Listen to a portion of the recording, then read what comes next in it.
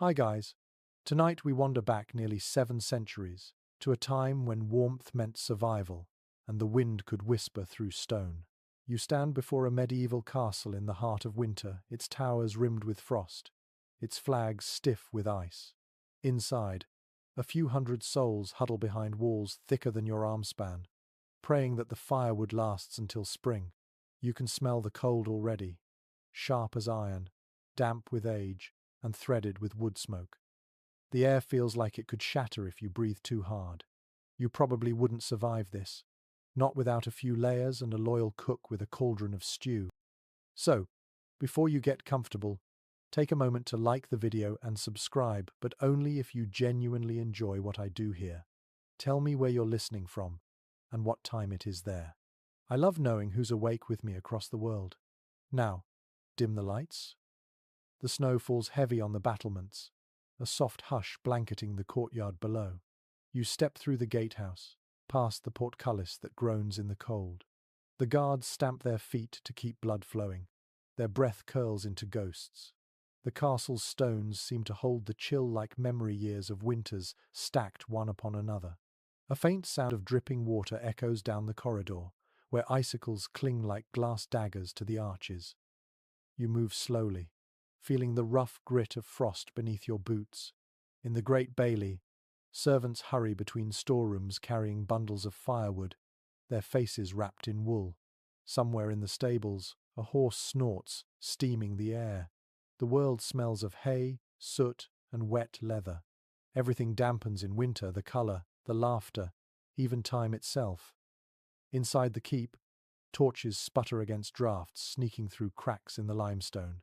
Historians still argue whether these castles were truly the marvels of defence they're celebrated for, or just glorified refrigerators for the upper class. The truth? They were both.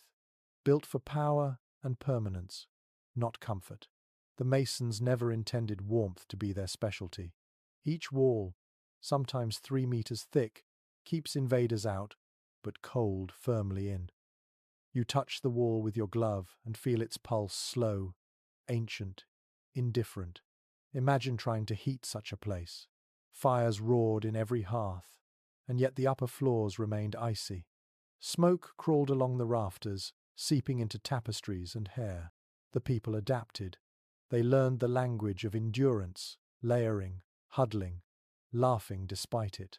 They knew how to make winter a ritual instead of a punishment. Above, snow filters through arrow slits, dusting the stairwell. You climb carefully, the steps worn slick by centuries of boots. The sound of distant bells drifts from the chapel tower. Below, servants spread rushes across the floor, fresh straw mixed with herbs like lavender or mint to disguise less pleasant scents. A curious detail this. In especially cold years, those rushes froze to the floor. People simply walked over them until spring. A raven lands on the parapet, shaking snow from its wings. It caws, almost mockingly, before leaping into the white sky. You imagine being a lookout here, alone at dawn, wrapped in furs stiff with frost, watching the forest beyond the walls blur under snow. Once, such isolation meant survival. The higher the wall, the safer the soul inside. But it also meant that warmth came only from other humans, their breath, their stories, their stubborn cheer. Far below the moat lies still, half frozen. No one dares fetch water from it now. It's too dangerous, too brittle. Buckets of ice are hacked from barrels instead, melted slowly by the hearth. The castle smells of smoke, tallow candles, and humanity confined. You might wrinkle your nose, but remember, the medieval nose found comfort in these familiar musk notes: wood fire, wet wool, and stew simmering somewhere deep in the kitchen vaults. You walk along the battlements where guards shuffle side to stay warm. Their cloaks whip in the wind. One gnaws at a crust of bread gone stiff as brick. Another mutters about the next watch, wishing he were a monk with a warm cell and a full belly. A fringe tidbit here. Some castles employed fire watch boys to patrol corridors at night with long poles, poking embers back to life. Tiny, moving sparks in a sea of stone. The sun never rises high these days. You can almost feel how short the daylight feels in your bones. Every hour of brightness must be used: repairs, wood gathering, tending livestock in the outer bailey. After sunset, the castle transforms into a half-lit labyrinth where sound carries strangely, a cough echoing from a stairwell, the shuffle of rats, the whisper of someone saying a prayer before bed. Now,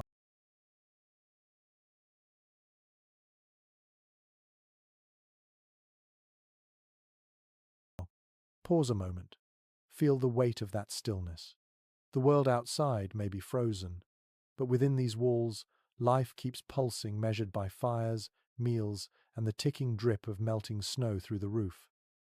In the corner of the courtyard stands a snow-laden tree, perhaps the lone birch that's managed to root itself between stones. It reminds you of something fragile, thriving against odds. That's what winter in a castle demanded: not grandeur, but endurance disguised as grace. You wander back toward the hall, trailing footprints that the wind erases almost instantly. A servant hurries past with an armful of kindling, murmuring a greeting in a dialect you barely catch. The human voice sounds soft here, swallowed by echo and frost. Somewhere deeper inside, laughter erupts, muted, but alive. And so you cross the threshold of this fortress not as a conqueror, but as a guest invited to witness how people survived beauty's harshest season. Their lives stitched together with courage, superstition, and a very good sense of timing when it came to finding the warmest spot by the fire. As the great doors close behind you, shutting out the moan of the wind, you realize you're at the beginning of a long, cold story. The kind told not by victors but by survivors, the builders, cooks, knights, and dreamers who learned to find comfort in a world made of stone and snow.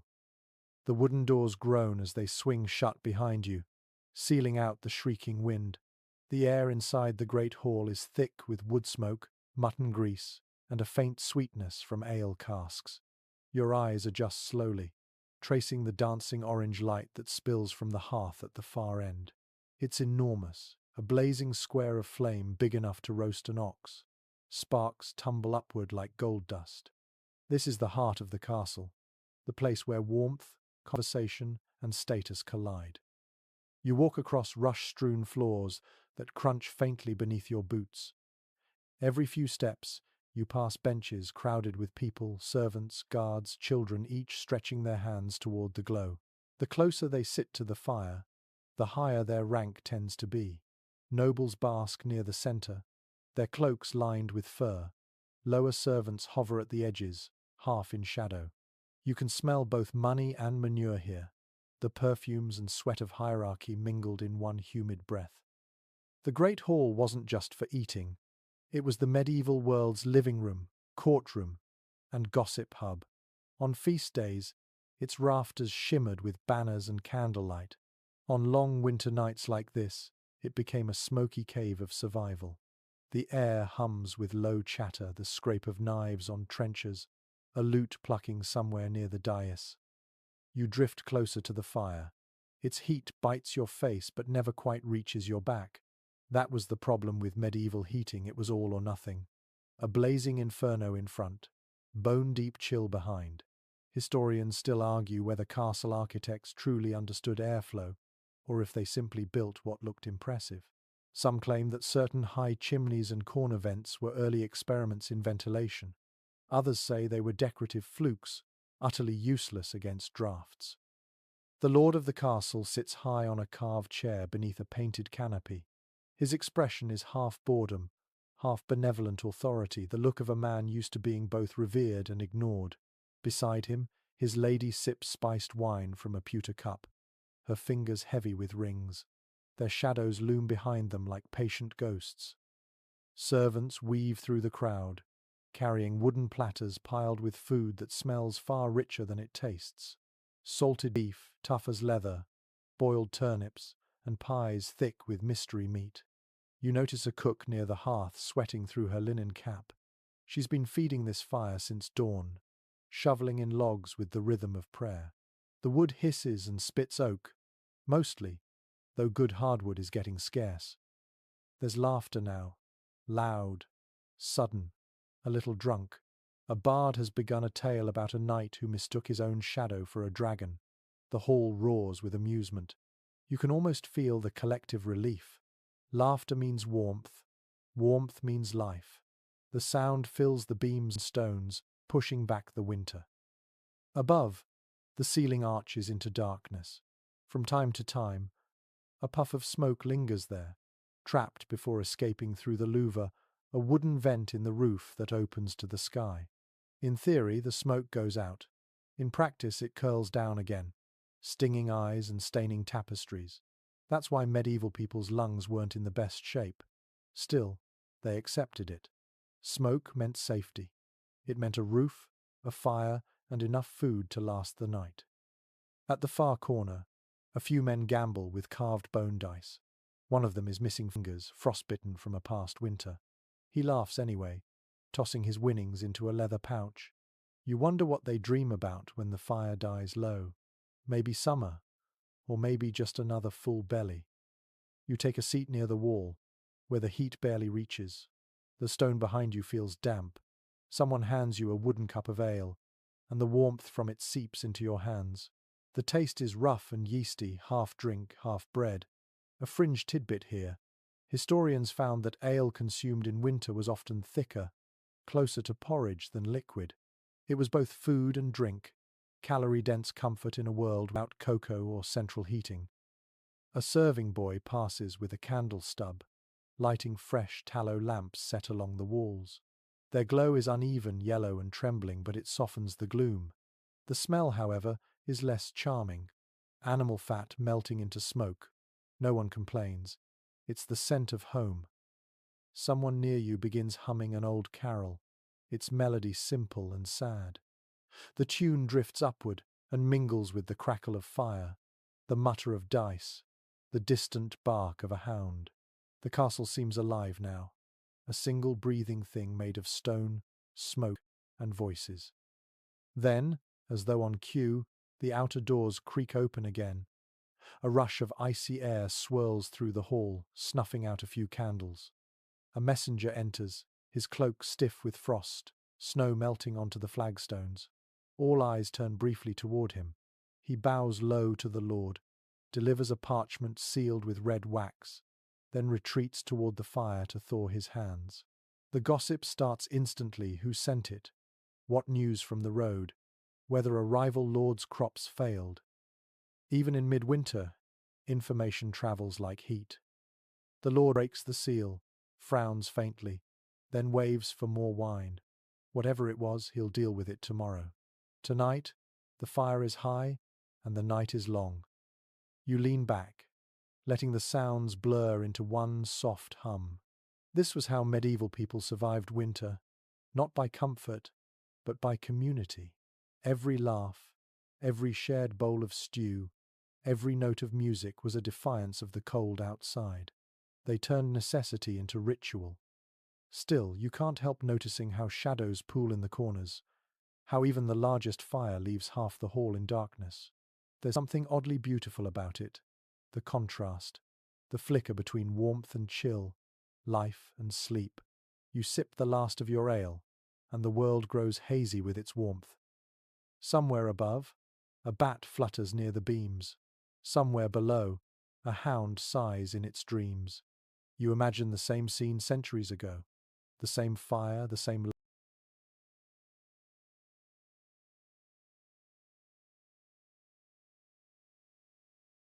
laughter, the same quiet yearning for the sun's return. The stones have seen it all and kept their secrets. When the fire finally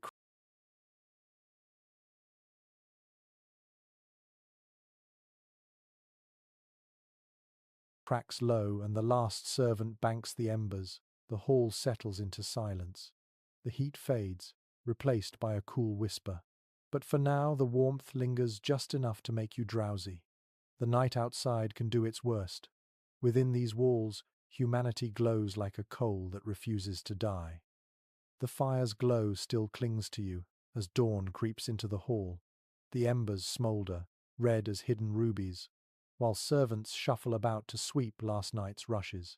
Your breath clouds in the chill, it feels like waking inside a stone lung. You can almost taste the cold, metallic and dry. Somewhere beyond the curtains, a rooster braves the icy air with a single defiant crow. Morning in a castle has begun, and you're about to discover how people dressed to endure it. You head toward a wooden screen that divides the great hall from the private chambers. Beyond it, the castle's inhabitants stir nobles, squires, maids, all cocooning themselves in layers that make modern winter coats look like toys. In medieval Europe, warmth wasn't a luxury, it was a strategy. Chroniclers of the age often remarked that a noble's wardrobe was his first fortress. You begin with your own layers, a linen shirt, light but coarse, that never truly feels clean. Over it, a woolen tunic, then another thicker one dyed in muted greens or browns, colours that hide the grime of daily life. Around your legs, hose cling like second skin, joined by garters that cut faintly at the thighs. Then, boots of stiff leather, cracked from old snow. Each layer traps what little warmth your body can make. A curious little custom emerges here. Some castle dwellers stuffed bits of rabbit fur between garments, a kind of DIY insulation.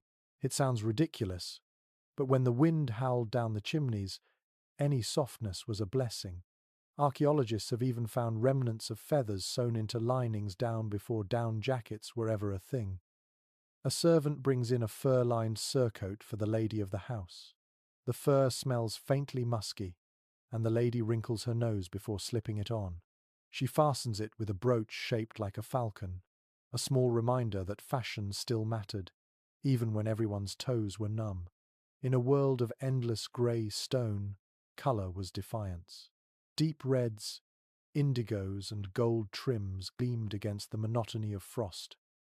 But beneath the elegance lay a harsh truth. Clothes weren't just decoration, they were armour against misery. Contemporary accounts suggest that wool, the miracle fabric of the time, could keep even damp cold at bay. It was woven thick and felted, sometimes mixed with lanolin-rich grease to repel moisture. Imagine the scent, part barnyard, part earth, oddly comforting.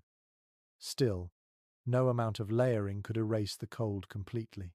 In servants' quarters, people slept in the same clothes they wore by day.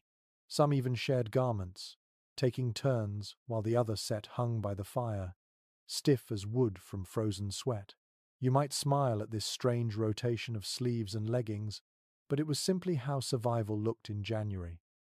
Upstairs, in a small solar chamber, a maid helps her mistress dress. The lady's hands tremble slightly as she ties her girdle. Her gown is heavy, trailing over the rushes.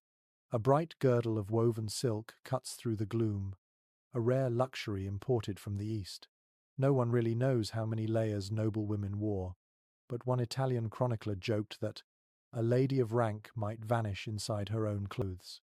You can almost hear the rustle of fabric and the quiet sigh of exasperation.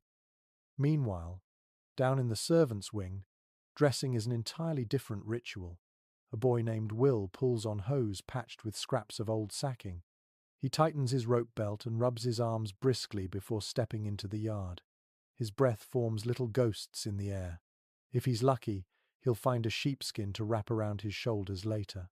If not, he'll work until motion becomes his heat. Experts remain divided on just how effective medieval winter wear really was. Some argue that the layering of natural fibers offered better insulation than we credit. Others claim most people simply shivered their way through the season. What's certain is that the poor felt it more acutely than the lords whose furs lined entire trunks. One tax record even notes that a small manor spent more on fur imports than grain that year. A statement of priority, perhaps, or of vanity. Still, necessity bred creativity. In the kitchen, a scullery maid ties linen around her feet before slipping into wooden clogs. The linen soaks up moisture and prevents frostbite, a trick passed down through generations. You can hear her humming, the melody quick and bright against the dull clang of pots. She smells faintly of ash, soap and onions. Outside, the first light hits the courtyard. Steam rises from the stables, where grooms brush horses under a veil of frost. Their coats gleam dark and sleek, releasing clouds of warmth that smell of hay and sweat. The animals fare better than humans sometimes, they're built for this. Yet even they get blankets, stitched from rough wool and smelling of smoke. In the armory, a squire struggles with his chainmail. The metal bites at his fingers, colder than anything else in the castle. He mutters under his breath, breathing into his hands. It takes time to layer himself padded gambeson, mail shirt, surcoat. He looks half warrior, half walking furnace. A scholar once joked that knights didn't so much fight as slowly cook inside their armor. It's not far from the truth. By mid-morning, the castle is alive with rustling fabrics and the creak of leather. You hear the faint jingling of belts, the whisper of cloaks brushing stone. The sounds blend like music, a symphony of cloth, weight, and motion. It's the language of survival, played in wool and fur. Even small accessories carried meaning. Gloves lined with squirrel fur were prized, both for warmth and status. Woolen hats shaped like hoods known as chaperones framed faces against the wind. Some people even stuffed dried herbs like rosemary or thyme into their collars, believing the scent could guard against winter sickness. A strange but touching detail, the hope that smell itself could be a kind of shield. You pause by the fire once more, tugging your cloak tighter. The smoke makes your eyes water. Everyone looks slightly puffy from it, their cheeks ruddy with cold. Yet, beneath the discomfort, there's pride. To be well dressed in winter wasn't just comfort, it was civilization's small victory over nature. Outside, snow begins again, gentle but relentless. You glance at the battlements, imagining guards up there in their thick cloaks, faces red and raw. Below, the servants still hurry, their breath pluming like incense. And you, wrapped in centuries of fabric and resilience, begin to understand something quietly profound. Warmth, in a medieval castle, was never guaranteed. It was earned, layered, and fiercely kept. The moment you step away from the hearth's orange glow, the chill folds over you again. Slow, invisible, almost personal. It slips down your collar and curls around your ribs. The castle's walls, so thick and majestic from the outside, turn traitorous from within. They sweat with damp, they hum with wind, and they leak cold like sieves. You can almost hear the air sighing through unseen cracks. You walk along a corridor that twists around the inner keep, its flagstones polished smooth by centuries of passing feet. A faint mist hovers near the floor, your breath meets it halfway. Each torch you pass sputters as a draught steals its flame sideways. The smell is an odd cocktail. Old smoke, wet plaster, and the mineral tang of stone that's seen too many winters. We know from surviving building accounts that medieval masons were masters of fortification,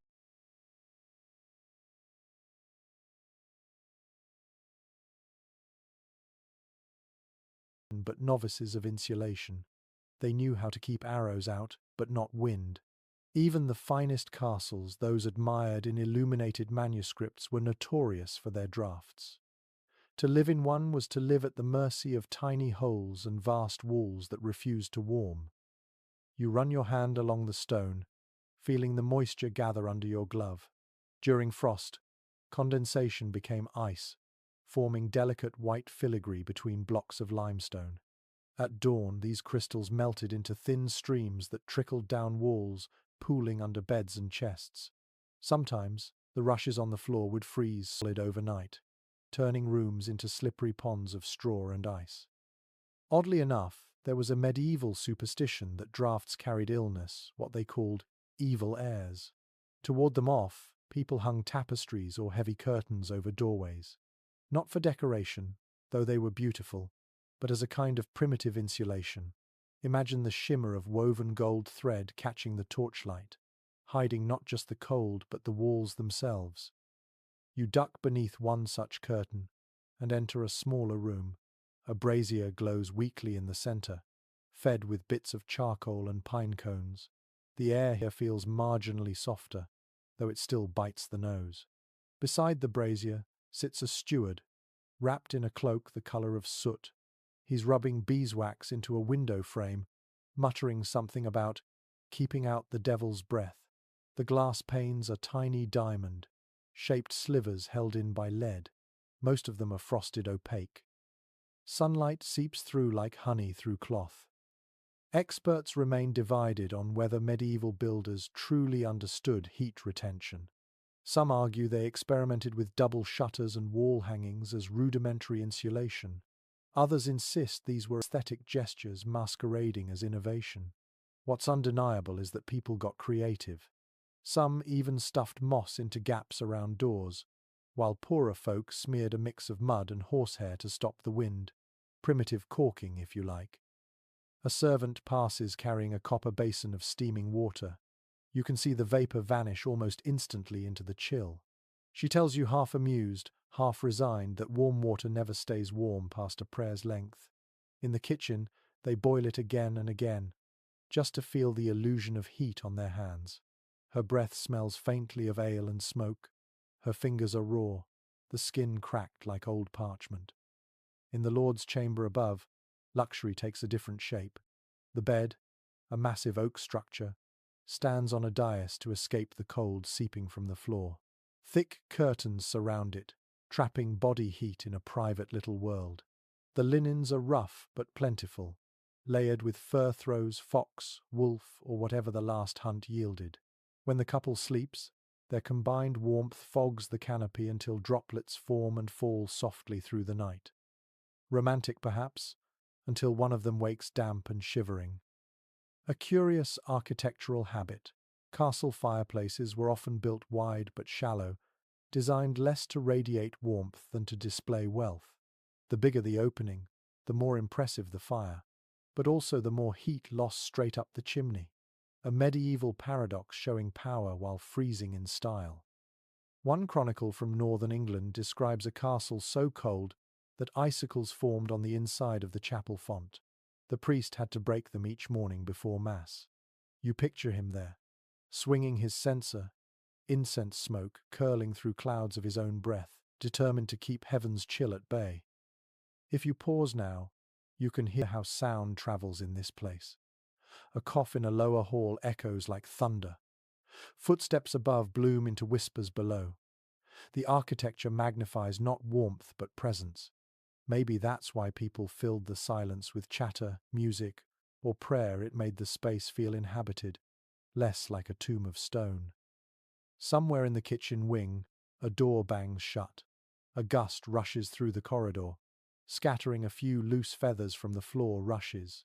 You shiver, instinctively pulling your cloak closer. The cold isn't cruel, it's patient. It seeps, waits, hums. The people who lived here must have known that you couldn't fight it forever. You could only outlast it. To do that, they built habits. Fires were tended from dawn till dusk. Windows were shuttered before sunset. Woolen hangings were checked daily for damp, because moisture bred mold, and mold bred sickness.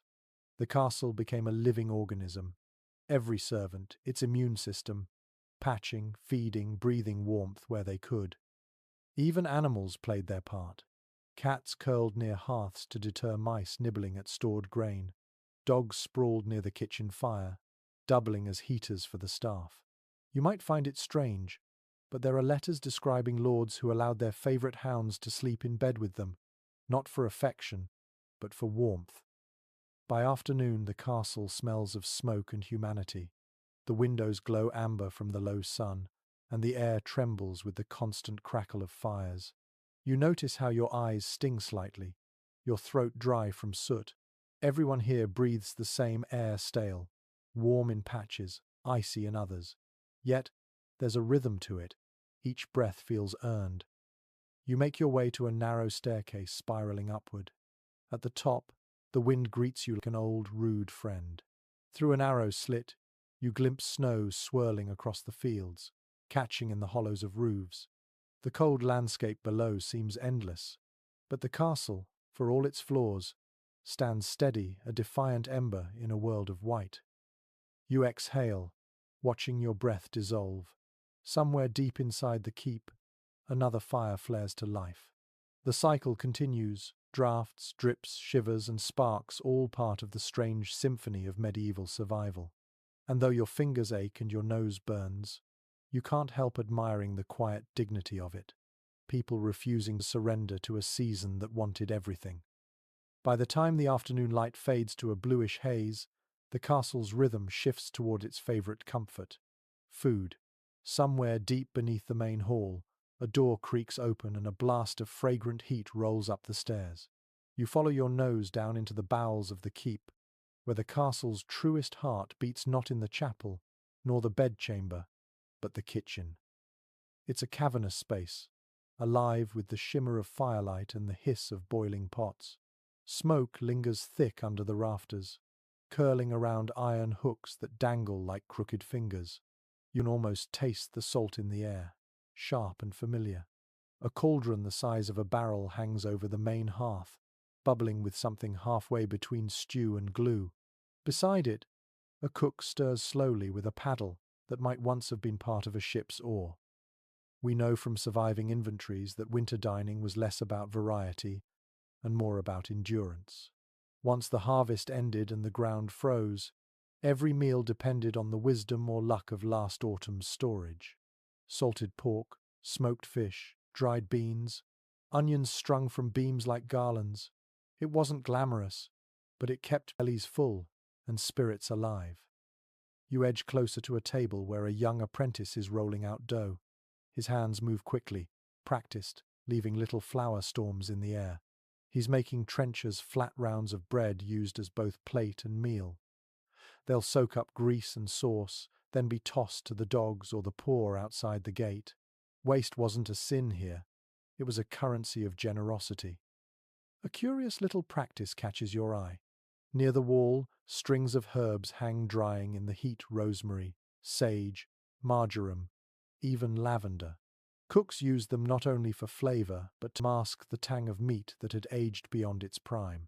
Some even stuffed cloves into joints of mutton before roasting, believing the spice drove out cold humors. The smell is oddly comforting, like a memory of summer trapped in the smoke. A steward passes, marking items on a wax tablet. He mutters about the salt stores running low, about needing more barrels from the coast. Salt was gold in winter, it kept everything alive. One barrel could preserve enough pork to feed 30 mouths. Without it, meat spoiled fast, and sickness spread faster. Experts remain divided on just how well medieval preservation methods worked. Some argue that constant salting stripped food of nutrients. Others point to evidence of surprisingly advanced curing techniques. Whatever the case, the taste was never subtle. You'd wake from a meal thirsty enough to drink from the moat. You lean against a cool wall, watching the choreography unfold. Servants ladle broth, sharpen knives, fan the fire with leather bellows. The air hums with clatter and chatter. Someone drops a spoon, it clinks. Then laughter erupts. These kitchens weren't quiet or genteel. They were engines of survival, noisy and human. In the corner, a spit boy turns the roasting meat by hand. His job is as thankless as it sounds: hours spent facing the flames, eyes streaming from heat. Yet he hums softly, tapping his foot to a rhythm only he knows. A parchment on the shelf nearby lists what the week's feasts will include: venison pie, eel stew, almond pudding. It's written in an elegant but smoky script, the ink smudged with grease. Oddly enough, there was a folk belief that eating white foods in winter milk, almonds, fish kept one's complexion fair and spirit pure. Meanwhile, peasants outside the walls gnawed on rye bread and dried peas, praying their teeth would hold out. The difference between classes could be measured in spices. Someone offers you a taste from a ladle: barley stew thick with turnips. It burns your tongue, but the flavor blooms earthy and sweet. You feel it travel down your chest like a small torch. Around you, the cooks chatter about shortages, gossip about the Lord's mood, and tease one another about whose stew could revive a frozen corpse. For a moment, you forget the grey world above. On a side table, a row of earthenware jars gleam in the firelight. Honey, vinegar, lard each carefully hoarded. The head cook taps one and smiles. "Our treasure room," she says. She isn't joking. To lose these was to lose control over the winter. Above the hearth, bundles of dried apples and pears sway gently in the updraft. Some are so shriveled they look like tiny faces, grinning at your hunger. A dog dozes near the ashes, his ears twitching each time someone drops a bone. If you close your eyes, you can map the whole castle by its smells. Damp stone upstairs, cold iron in the armory, and here life. The scent of meat and wood smoke wraps around you like a blanket. It's no wonder people lingered here long after the day's meal was done. When the food is finally ready, servants begin the grand migration upward. Platters lifted shoulder high, they weave through corridors toward the great hall. The procession is solemn but quick. The cold in the hall will rob the dishes of warmth before they reach the table. You trail behind, catching the faint shimmer of fat in the torchlight. Back in the hall, the fire blazes anew. The lord and lady preside as before, but now the room hums with energy. Platters arrive steaming, candles multiply, voices rise. The first bite of hot food is a small triumph over winter. You can see it in their faces, relief mixed with satisfaction, as though they've beaten the season at its own game for one more day. But even here, in the glow of feasting, hunger remains a shadow at the edge of light.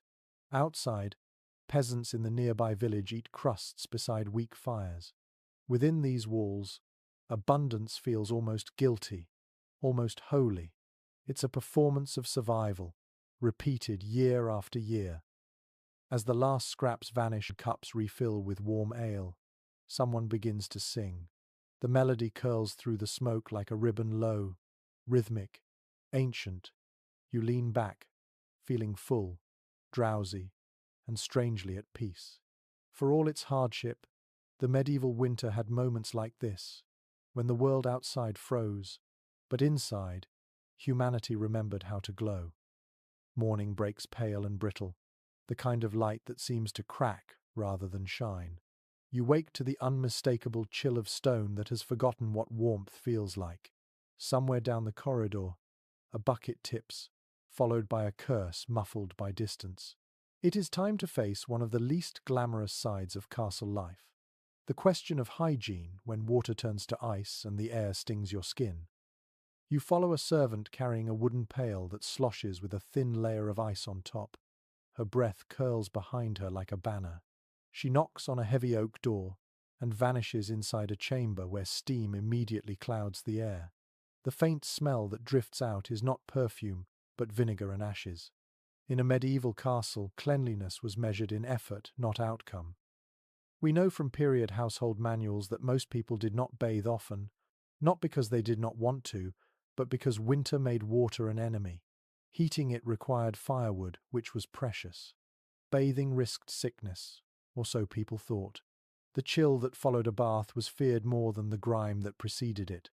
Even kings limited themselves to a handful of baths each year, while peasants might count themselves fortunate to sit in a steaming tub once a season.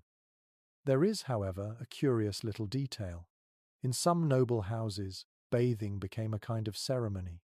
Wooden tubs lined with linen were filled with water perfumed by herbs. Servants poured in rose petals or crushed thyme, claiming it chased away evil airs. Musicians sometimes played nearby to distract from the awkwardness of sitting naked in a cold chamber that smelled faintly of damp wood. You can imagine the laughter, the self-conscious chatter, the quick rush to dry off before the steam vanished. A maid appears carrying a chamber pot. She walks briskly, eyes down. The pot is earthenware, glazed but chipped. Its contents will soon join the line of buckets waiting to be emptied outside the postern gate. In winter, the simple act of disposal becomes treacherous. The stairs freeze, the ground becomes slick. More than one unlucky servant has met disaster trying to dump waste into the moat. Some scholars still debate whether castles truly stank as badly as popular myth suggests. Archaeological evidence from garderobe shafts shows that waste was often directed into cesspits lined with stone, a small marvel of medieval engineering. Yet even the best designs had limits. Cold weather slowed decay, and the smell of ammonia was as common as the tolling of bells. You find yourself near a narrow corridor leading to the castle's privy. The door is half open, revealing a wooden bench with a hole that drops into darkness. The air is sharp, oddly clean, as if the cold itself has frozen the scent. A torch burns weakly on the wall, and frost glitters on the iron hinges. You think of how courage comes in small acts, like sitting still in this place when the temperature bites through wool. Nearby, in a separate alcove, a woman is washing linens. Her hands are red to the wrist, her knuckles cracked. She dips the cloth into water gone grey with lye soap, wrings it, and hangs it before the hearth. Steam rises briefly before the fabric stiffens again. She hums softly, a tune without words. Every drop of that water had to be hauled up from a frozen well, chipped from ice, then boiled in a pot that leaves soot on her sleeves. Contemporary records mention that castles often employed full-time water carriers. Their backs bent from labour, they trudged up staircases countless times a day. One chronicler in Burgundy wrote admiringly of a servant who could carry 2 full pails without spilling a drop, even when the steps were slick as glass. You can almost see him now, his breath clouding, his boots thudding against wet stone. In the Lord's Solar, comfort looks slightly different. Basins of warmed water are prepared with scented herbs, perhaps a luxury imported from the Levant. The lady of the house washes her hands and face, then dabs rose oil on her temples. A superstition persists that fragrant oils could ward off illness by strengthening the spirit. Whether that was belief or placebo, no one can say. It does, however, make the chamber smell far kinder than the kitchens below. Even the simple act of brushing teeth, if one could call it that, involved salt, charcoal, or a chew stick cut from hazel. People spat into rushes on the floor and wiped their mouths with bits of cloth. No mint, no foam, no ceremony, just a quick scrape and a prayer. You wince slightly, imagining the texture of ashes against enamel. A fragile sort of order emerges from all this inconvenience. Servants maintain routines not because they believe in cleanliness as we do, but because habit is survival. When water is scarce, they scrub only what shows. They perfume what cannot be washed. They sweep rushes laced with mint and chamomile to trick the nose into believing the air is fresh. These small illusions keep morale alive. Experts who study domestic life point out that winter hygiene had more to do with smoke than soap. The constant fires dried skin, sterilized the air in their own harsh way, and painted every face with the faint scent of tallow and ash. You might laugh at the idea of feeling clean through smoke, but to them, it meant safety.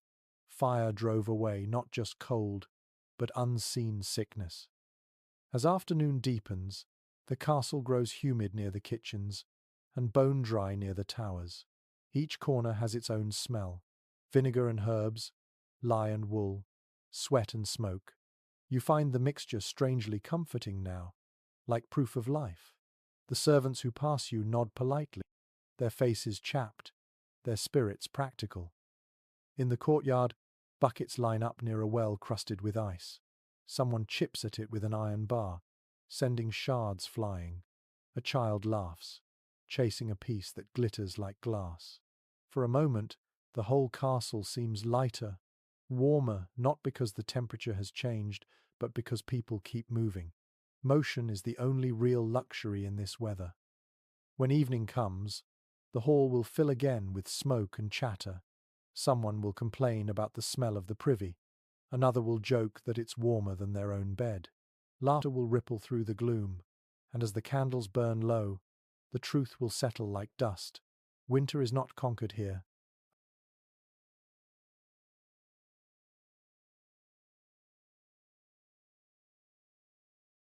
Only managed, one bucket and one breath at a time. The sound of footsteps wakes you before dawn, a steady rhythm against the flagstones that echoes through the keep. The air feels heavy, not just with cold, but with the quiet purpose of people who have work to do long before the Lord's rise.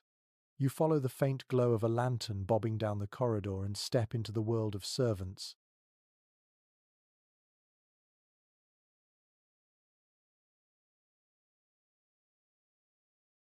the unseen pulse that keeps the castle alive.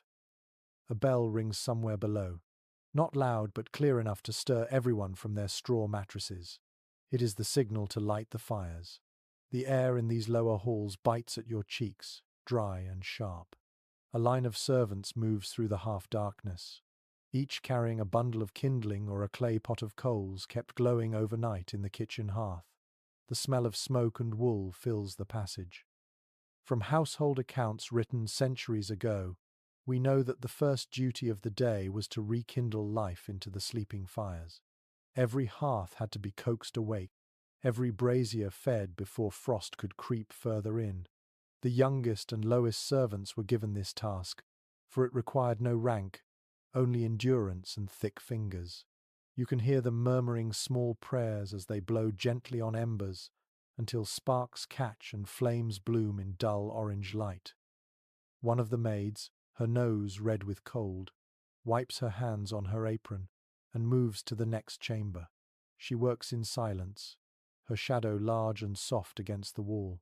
This ritual repeats throughout the castle, a slow awakening of light and warmth. In these early hours, no one speaks much. The air itself feels sacred.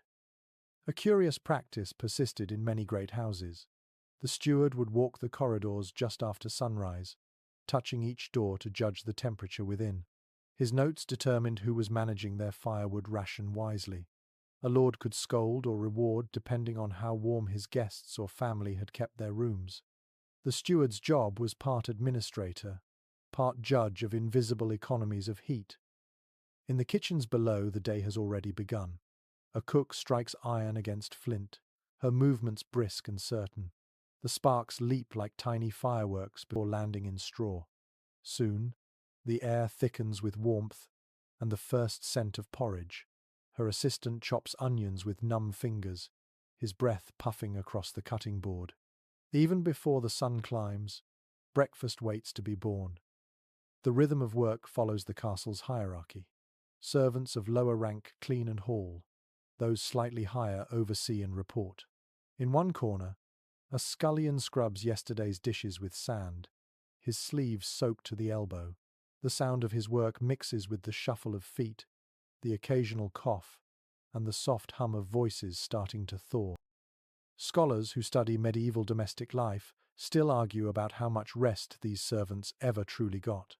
Some suggest they worked from before dawn until long after the lords went to bed, stealing sleep in snatches. Others believe that winter brought a slower tempo, when the dark itself forced even the busiest hands to pause. Either way, the work never truly ended. You follow a boy named Edwin as he carries a torch through the narrow servants' passage. His task this morning is to fetch water from the well. The rope bites into his palms, the bucket heavy with half-frozen slush. He whistles softly to himself, a tune his mother taught him before she sent him to the castle to earn his keep. The sound echoes oddly, both bright and lonely. He passes through the small door that leads to the outer yard. Snow crunches beneath his boots. The stars are still visible, bright and cold above the towers. Around him the castle sleeps but never truly rests. Smoke curls from a few chimneys where fires have taken hold. The stables stir with the snorts of horses and the shuffle of hay. Somewhere a dog shakes, sending frost from its coat. Inside again, Edwin pours the water into wooden tubs near the kitchen. The cook nods without looking up. He will repeat this journey several times before the first meal is served. His arms ache already, but he hides the pain. There is pride here, quiet but steady, in keeping others warm and fed. In another part of the keep, older servants sweep the great hall. They gather last night's ashes, replace the rushes on the floor, and check for embers that might start a fire in the wrong place. The scent of herbs in the new rushes rises faintly, sweet against the lingering smoke. It is strange how this mixture of labor and scent begins to feel like prayer. A small but revealing habit catches your attention. Before lighting any new fire, some servants touch the hearthstone 3 times, whispering a blessing that combines Christian and older pagan elements. They speak of Saint Brigid, protector of home and flame. The gesture is quick, almost hidden, but it lingers in the rhythm of hands that know cold too well. By mid-morning, the castle breathes fully again. Fires crackle in every room, steam rises from the kitchens, and even the great hall begins to smell of warmth. Servants move like streams through the corridors, each with a task that fits perfectly into the day's choreography. A few laugh as they pass each other, a brief exchange of cheer that disappears as quickly as it came. From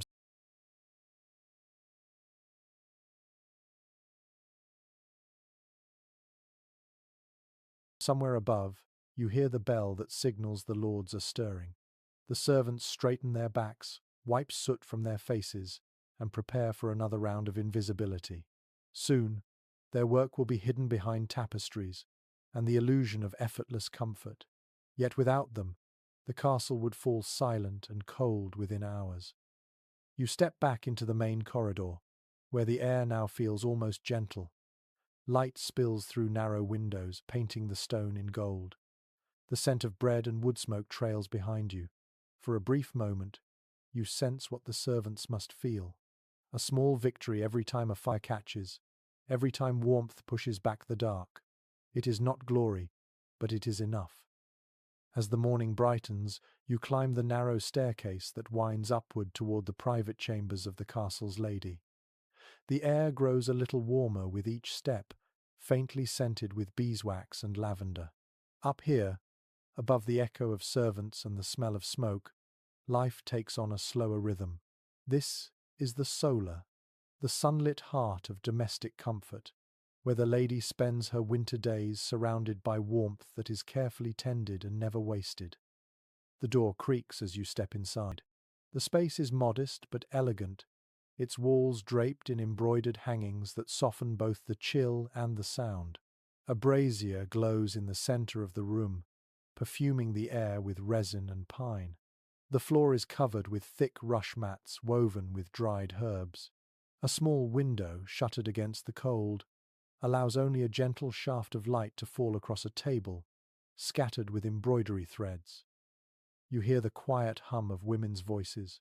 Two maids are spinning flax on small wheels, their feet moving in steady rhythm. The lady sits by the brazier, her hands busy with a piece of tapestry that depicts a hunting scene, the hounds frozen mid-leap in golden thread. Her needle flashes like a sliver of light, and for a moment you forget the winter beyond the walls. From letters and household accounts of the time, we know that noble women spent long hours in such rooms, managing estates through scribes, mending linens, and supervising servants. The solar was more than a retreat. It was an office, a workshop, and a sanctuary from the public life of the great hall. The lady's authority radiated quietly from this small, sun-warmed space. A curious detail recorded by travelers tells of how these chambers sometimes doubled as informal schools. Young girls of noble birth learn not only embroidery and music, but also arithmetic, reading, and the art of polite conversation. The lady of the house acted as both teacher and example. You can almost see her pausing in her work to correct a pupil's stitches or to recite a psalm while the brazier crackles softly beside her. At one corner of the room sits a small harp. Its strings hum faintly in the draught that slips through the shutter.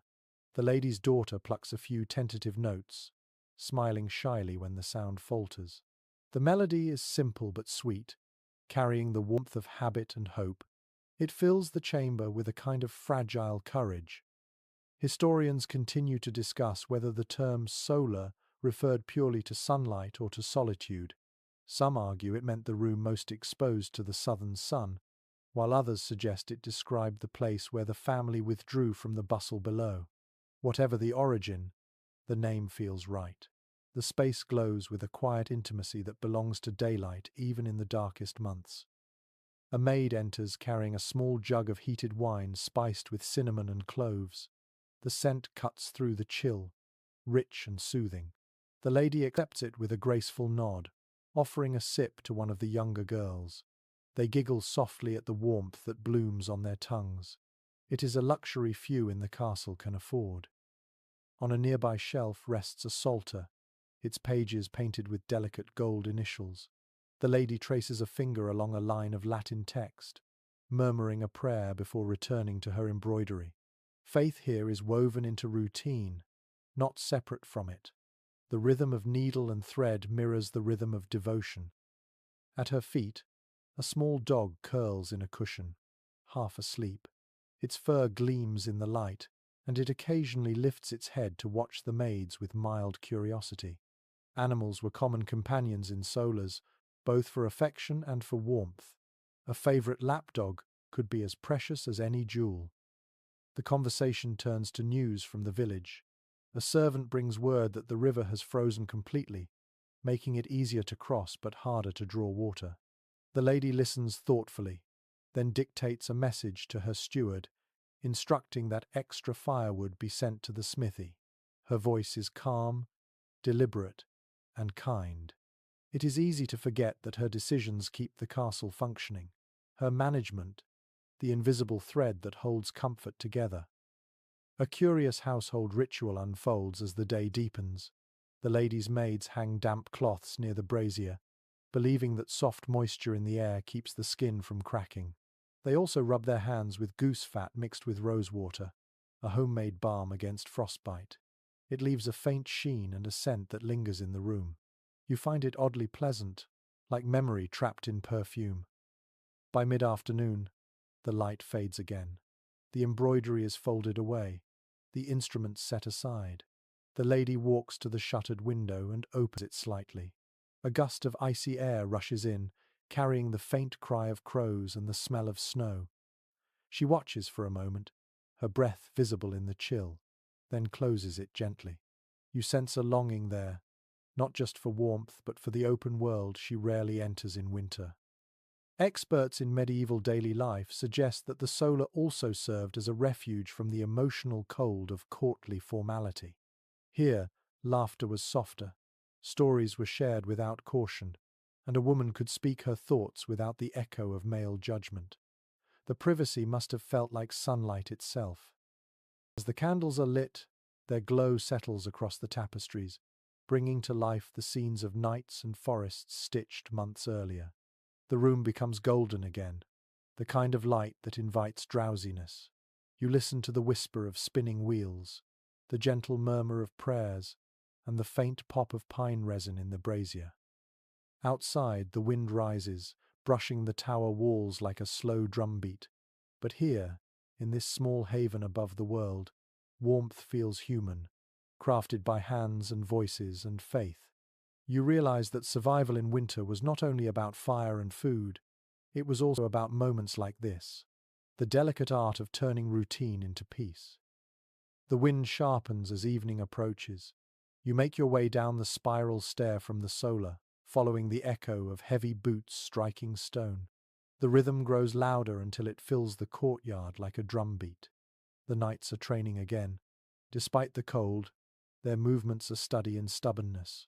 Snowflakes swirl in the air, caught in the flicker of torches that struggle to stay lit. The courtyard smells of iron and sweat, two scents that never quite leave a castle. A dozen men-at-arms circle the practice yard, breath hissing through clenched teeth. Their armor catches the dull winter light, each plate rimmed with frost. When they strike, the clang of metal rings across the walls like church bells out of tune. You flinch at the sound, sharp and bright against the muffled snow. From the writings of chroniclers who travelled with noble households, we know that winter training was considered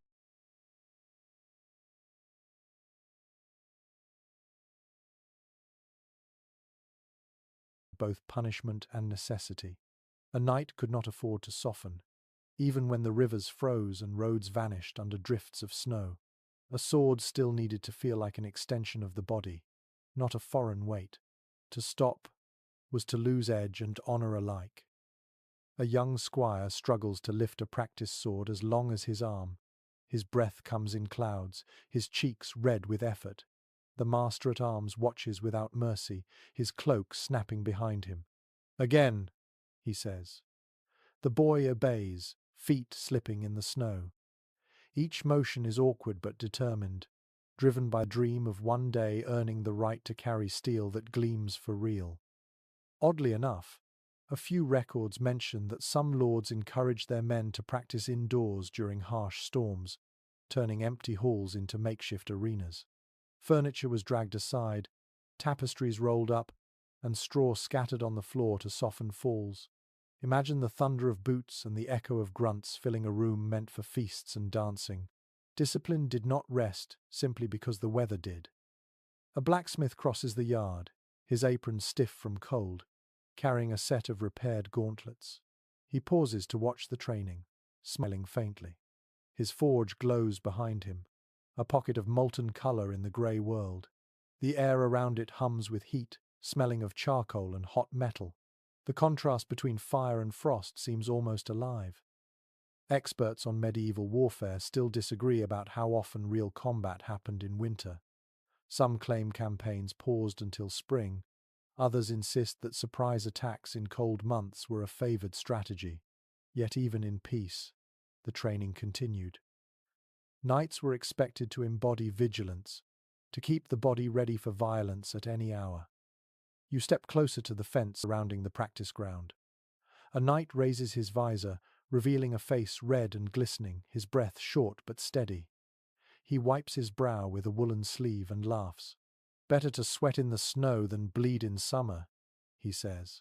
His companion grins, nodding in agreement. The camaraderie feels genuine, a kind of warmth that even winter cannot touch. Nearby, a farrier tends to a restless horse. The animal stamps, steam rising from its flank. Its breath clouds the air as the farrier murmurs in low tones, hammering a new shoe into place. Sparks leap briefly into the gloom before vanishing. The smell of scorched hoof mixes with snow and smoke, a scent that is oddly comforting in its familiarity. You notice the way the knights move, their armor creaking softly. Underneath, they wear padded garments that trap heat but also sweat. When the training ends, they peel off layers, steam rising from their bodies like mist from a thawing river. A page hurries forward with a cloth and a cup of ale, his hands trembling from cold. The knight takes both with a nod of thanks. One of the older men sits on a bench near the wall, his hair silver under his hood. His armor is dented, his gloves patched. He watches the younger fighters with the distant calm of someone who has seen too many battles. He tells you, almost to himself, that in winter, a soldier's greatest enemy is not another sword but stillness. "Keep moving," he says softly, "and the cold will never claim you." There is a curious superstition among these men. Before every training session, they trace a small cross on the blade with a gloved finger. It is less about piety and more about rhythm, a ritual to steady the hand and heart. One knight even carries a charm in the shape of a tiny sun, tucked inside his gauntlet. He swears it keeps his fingers from freezing. The sound of the master's whistle cuts through the air. Practice ends. The men gather their weapons, joking as they trudge toward the barracks. Their laughter bounces off the courtyard walls, softening the austerity of stone. One slips on a patch of ice, curses, and grins at the teasing that follows. These moments of levity are precious. They keep the cold from seeping into the spirit. As the knights disappear inside, you linger near the forge. The blacksmith wipes his hands on a rag and nods at you. His voice carries a quiet pride. "We all earn our heat differently," he says. "Some by swinging blades, some by hammering iron." He returns to his work, sparks flying like brief stars against the dusk. Snow begins to fall again, thick and silent. The courtyard grows dim except for the orange glow of the forge. The training field stands empty now, footprints already fading beneath fresh flakes. The silence feels deep, almost sacred. You understand that this daily ritual of effort and endurance was as much spiritual as physical. It was how people in these walls kept their courage from freezing solid. You turn back toward the keep, the sound of your own footsteps the only noise left. Behind you, the forge still glows faintly, a reminder that strength in winter is not just about muscle or metal. It is about persistence, the quiet fire that refuses to go out even when the world turns white. Night falls quickly, swallowing the last grey streaks of daylight behind the hills. The air in the courtyard stiffens with cold, and smoke drifts upward in slow ribbons from the chimneys. You move toward the chapel, its narrow windows flickering with candlelight. Inside, the world feels hushed and close, a soft refuge from the wind. The scent of incense greets you first warm, resinous, and faintly sweet. The stone walls absorb every sound, muting the outside world. Here, even footsteps feel sacred. A few figures kneel on wooden benches, their cloaks pulled tight around their shoulders. Breath clouds rise in front of bowed heads like offerings. The priest stands near the altar, his hands clasped, his voice low as he chants the evening prayers. The words ripple softly through the air, blending with the crackle of wax. From the surviving records of medieval estates, we know that life in a castle followed the rhythm of the church bell. Faith was not simply a matter of belief, but the architecture of time itself. Dawn began with matins, dusk ended with compline, and between those hours every act, cooking, training, mending, fit into a framework of devotion. In winter, when daylight was scarce, prayer became both clock and comfort. A curious practice emerges in the gloom. At the back of the chapel, servants light small votive candles, one for each family member away from the castle. The wax burns unevenly, sometimes sputtering, sometimes steady. People would watch these flames the way we watch the weather, believing that how a candle burned foretold the welfare of its subject. You see one flicker brightly, and an older woman smile in quiet relief. The chill seeps up through the flagstones, numbing your feet.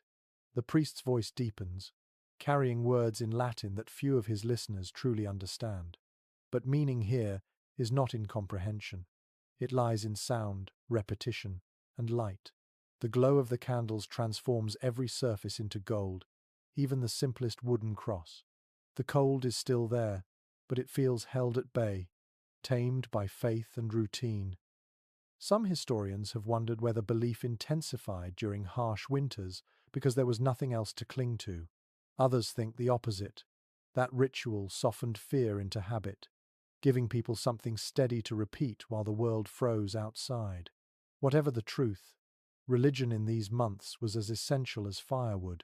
It gave shape to endurance. You notice the chapel's ceiling, dark with smoke.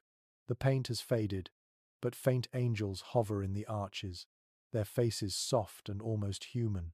Wax drips from iron sconces like frozen rain. The altar cloth, embroidered with stars, catches what little light there is. Someone coughs in the back, a quick, apologetic sound. The congregation does not stir. A bell rings, small and pure.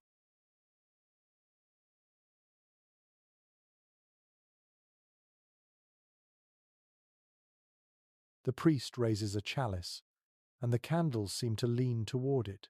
You feel a strange warmth then, not from heat, but from stillness. The moment feels suspended, as though time has stopped to listen. For people who lived surrounded by stone and frost, this must have been what hope sounded like.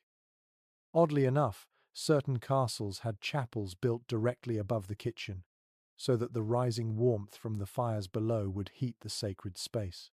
The combination of prayer and stew created an unexpected mingling of aromas, incense and meat broth sharing the same air. It is said that some priests complained, while others considered it a divine mercy. The prayers end. People cross themselves, rise slowly, and file out through the narrow doorway. You follow, feeling the sudden rush of cold hit your face like a memory. Outside, snow has begun again, soft and steady. The courtyard glows faintly in the starlight, footsteps already fading under the powder. A small group lingers near the chapel door. They talk quietly about the sermon, about tomorrow's chores, about how the candles burned tonight. One woman swears she saw a halo of light around her husband's flame. The others smile but do not argue. In winter, belief is as fragile and necessary as breath. You make your way along the wall toward the inner keep. Somewhere above, a bell tolls once for the evening meal. The sound rolls over the courtyard like a wave, deep and slow.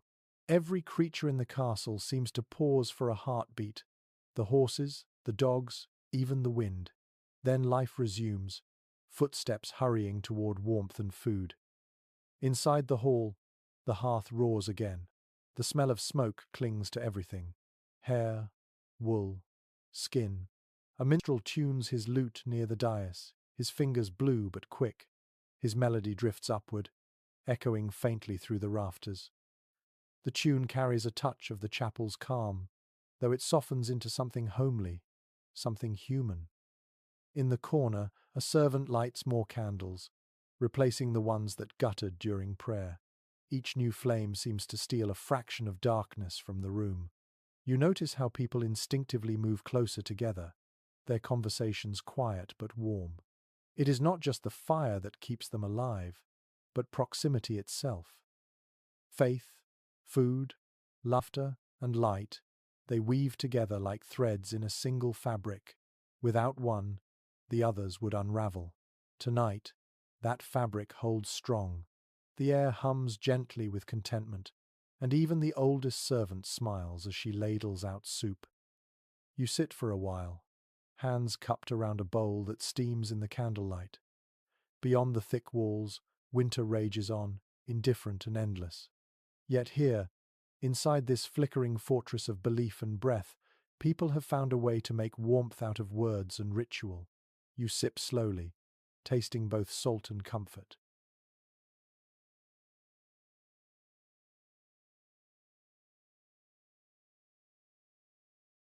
For now, the cold can wait at the door. The next morning arrives slow and grey, the kind of day that never fully brightens. You hear laughter before you even reach the great hall. It is light, scattered, rising and falling like the chirping of sparrows. When you step inside, you find the source. The children of the castle, bundled in wool, their cheeks pink with cold and joy.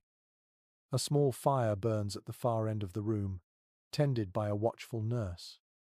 Around her, half a dozen children chase each other between benches and tapestries, their giggles echoing through the rafters. You notice the eldest, a boy of perhaps 12, dressed in a short tunic with a wooden sword at his belt. His stride is purposeful, his eyes sharp. This must be the Lord's heir, already rehearsing the authority that will one day be his. From letters and chronicles, we know that children in medieval castles grew up in a curious balance of privilege and discipline. The noble sons trained early to be knights or administrators, the daughters to be wives or stewards of households. Yet winter softened these roles. For a few months, the cold slowed duty into play. Lessons continued, but so did laughter. The tutor sits near the hearth, his ink frozen inside a horn pot. He sighs, rubbing his hands together before unrolling a parchment. The children groan as he calls them closer. Their breath fogs in the air as they recite Latin verses, stumbling over consonants that feel too big for their tongues. The youngest forgets his line, then giggles until everyone joins in. Even the tutor smiles. A curious practice recorded in several households involved teaching through song during the darkest months. The melody kept children's attention and distracted them from the cold. You can imagine the hall filled with voices chanting lessons about virtue and saints while snow drifts past the narrow windows. The music must have sounded like sunlight trying to break through. When the lesson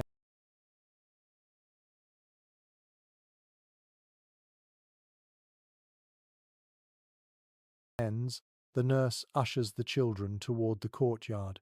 "A little air," she says, wrapping scarves around their faces. You follow as they tumble into the white world outside, their boots crunching through the frost. The older boys grab wooden shields and mock each other with theatrical battle cries. The younger ones chase after a leather ball, shouting gleefully when it lands in a snowdrift. Scholars who study medieval childhood still debate how much freedom noble children really had. Some accounts paint a strict world of obedience and ceremony. Others reveal moments of genuine affection and indulgence. The truth, perhaps, lies somewhere between. Watching these children now, you sense both. The hierarchy of bows and titles woven through a web of laughter and play. The girls, wrapped in fur-lined cloaks, build small figures out of snow near the stables. One shapes hers into the form of a bird, another into a tiny castle complete with towers made of twigs. A maid praises their work and hands out warm cider in wooden cups. The steam curls upward, caught briefly in the pale sunlight before it vanishes. A boy named Thomas challenges another to climb the outer stair to the battlements. The nurse scolds, but her voice is lost in the wind. They clamber up anyway, their laughter echoing down the walls. From above they wave to you, proud conquerors of their frozen kingdom. For a moment, they look utterly free, untouched by the weight of title or expectation. Inside again, their gloves drip from melting snow. The tutor frowns at the puddles forming on the rushes, but no one pays him much mind. The younger ones settle near the fire with wooden toys, horses, knights, and tiny castles carved by the carpenter during long evenings. These playthings are rough but beloved, their edges smoothed by generations of small hands. Oddly enough, in some noble households, pets were assigned to children as lessons in care and responsibility. A pup curls near the youngest girl now, his tail wagging lazily. She feeds him a crumb from her sleeve and whispers something only he can hear. The two seem content in their private world. A servant enters with a tray of oatcakes. The smell of honey and butter fills the hall, pulling every gaze toward it. The children swarm around, their manners forgotten for a heartbeat. The nurse laughs, pretending to scold, then hands out the treats one by one. Warm food is joy in this season, even for those born to plenty. By midday, lessons resume in a smaller chamber. The tutor unrolls a map, its edges cracked with age. He points to faraway lands, France, the Holy Roman Empire, places the children know only through stories. They listen with wide eyes as he speaks of snow-covered passes and strange tongues. You notice how they lean closer, drawn to the idea that the world might be bigger than the walls around them. Experts agree that winter education often doubled as storytelling. With little light and fewer distractions, knowledge was passed through tales. Geography became adventure, morality became parable, and history turned into legend. The line between learning and dreaming blurred until both were the same. Later, as the light fades, the nurse gathers the children once more. She tells them a story of St. Nicholas rescuing sailors from a storm. Her voice is low and soothing, each word measured like a lullaby. The children lean against each other, their eyes half closed, their faces golden in the firelight. One by one, they drift towards sleep. The eldest boy resists, insisting he is too old for stories. Yet when the nurse finishes, even he smiles faintly before following the others to bed. The tutor watches them go, then sits by the dying fire. His breath forms a soft cloud in the air. You linger for a moment in the quiet that follows, listening to the faint crackle of embers and the distant sigh of wind through the towers. Childhood in a medieval castle was not simple, but it was real, built from duty, imagination, and the small mercies of warmth and play. You feel an unexpected tenderness for these children who laughed through frost and learned by candlelight, growing in a world both harsh and strangely kind. The air in the castle shifts again as winter deepens. Fires burn longer, meals grow heavier, and the smell of smoke clings to every thread of clothing. Somewhere behind the kitchen, in a small chamber lined with shelves of jars and bundles of dried herbs, another rhythm unfolds, the quiet work of the castle's healer. You step inside and feel the temperature drop slightly. The air smells of mint, vinegar, and something earthy that you cannot name. A woman stands at the table, her sleeves rolled to the elbow, her fingers stained green. She crushes dried leaves in a wooden mortar, humming under her breath. Her voice is low and steady, a tune that seems to keep time with the pestle's rhythm. The light from the narrow window paints the dust motes gold as they drift across the room. On a shelf beside her rests a small iron brazier, where a thin thread of smoke curls from burning rosemary. We know from surviving manuscripts such as the Leech Book of Bald that medieval healers combined what we would now call medicine, herbalism, and prayer. They believed illness came from imbalance of humours, of seasons, of spirit. Winter, with its cold and stillness, was thought to invite melancholy and phlegm. Everything they mixed sought to warm and rouse the body back to life. The healer looks up, smiles faintly, and gestures for you to come closer.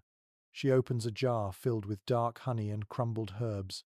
For sore throats, she says softly, stirring the mixture with a spoon carved from bone. The honey gleams thick and amber in the light. If the cough is stubborn, I add garlic. Saints forgive the smell. You laugh quietly, and she nods as if to say that laughter itself is medicine too. A curious detail recorded by travellers mentions that in winter, castles often smelled like a blend of kitchens and apothecaries. The same herbs that flavoured food also filled poultices, teas, and salves. Sage for both digestion and infection, thyme for courage and coughs, marjoram for grief. The healer's shelves are a library of such dual-purpose miracles, each labelled in faded ink. A boy enters, sniffling and red-eyed. He carries a message from the stable. One of the grooms has fallen ill. The healer gathers a basket, placing inside small packets of dried elderflower, a flask of vinegar, and a charm wrapped in linen. You notice her fingers trace a small sign over the charm before she tucks it in. Her voice lowers to a whisper. For comfort, she explains, sometimes the heart needs more tending than the body. Historians still discuss how much of this work was practical and how much was faith. Some argue that early medicine relied more on belief than evidence. Others insist that these healers, often women, preserved knowledge that modern science later rediscovered. Whatever the truth, their craft was half observation, half intuition, and entirely necessary. You follow her to the stables, where the sick groom lies on a pile of blankets. His face is flushed, his breath shallow. The healer kneels beside him, mixes vinegar with crushed herbs, and presses the cloth gently to his forehead. The smell is sharp but soothing. She murmurs words too quiet to catch part prayer, part comfort. The groom opens his eyes briefly, manages a faint smile, and closes them again. Back in her chamber, the healer pours a dark liquid from a flask into a cup. It smells of wine and cloves. She explains that it is Hippocras, spiced wine believed to warm the blood and strengthen the heart. It is both tonic and indulgence. She offers you a sip, and the warmth spreads through you immediately. The taste is rich, sweet, and slightly bitter. Oddly enough, there was a belief that winter illnesses came from the stars. Certain constellations were thought to influence the body's humours. The healer keeps a small chart rolled up by her window, where she marks the moon's phases. It helps me know when to cut, when to rest, she says, glancing toward it. Whether the stars truly guided her or simply gave her courage, no one can say. On another table, small bowls hold powders of ground chalk and crushed petals. She uses them to make salves for frostbite. She explains that snow burns the skin as much as fire does, and so she treats it with oil and patience. Nearby, a bundle of dried ivy hangs upside down. For rheumatism, she adds, hung near the bed to draw the pain away. Experts in medieval healthcare note how physical and spiritual remedies blurred together. Healing was as much about restoring balance to the soul as to the body. A confession, a prayer, or a candle could accompany a dose of medicine. The healer herself confides quietly that she sometimes pretends confidence even when uncertain. People heal faster, she says, when they believe they can. Outside, the snow thickens again, coating the world in silence. The healer steps to the doorway and looks out. Cold keeps everything honest, she says softly. You cannot lie to the body in winter.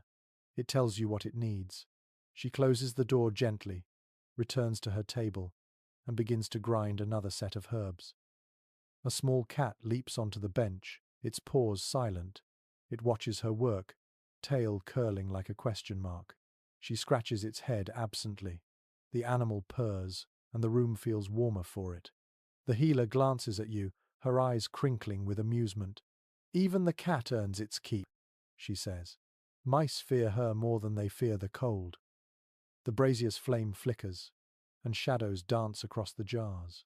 You realize this small chamber, Hidden away from the grand halls is another kind of sanctuary. Here, the world narrows to touch, scent, and faith. You smell rosemary and honey. You hear the steady scrape of pestle on stone, and you understand that this too was survival, the gentle art of easing pain when everything outside turns to ice. The next morning, the castle is wrapped in silence. Snow lies deep against the walls, soft as wool, muting every sound except the faint creak of wood and the low moan of wind through the arrow slits. You pull your cloak tighter and follow the echo of boots through the courtyard. Today, movement means communication, and communication means life. The messenger's horse waits by the gate, its breath steaming into the cold air. The animal stamps impatiently while a groom tightens its girth strap. Nearby, a man in a thick cloak checks a leather satchel hanging from his shoulder.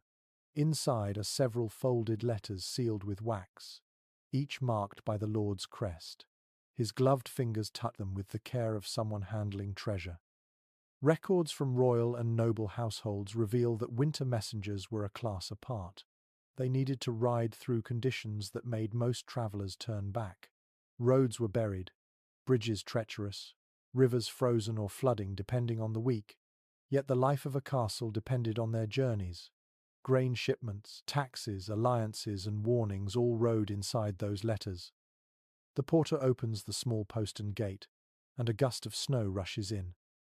The messenger pulls his hood low and mounts quickly. His cloak snaps behind him like a flag.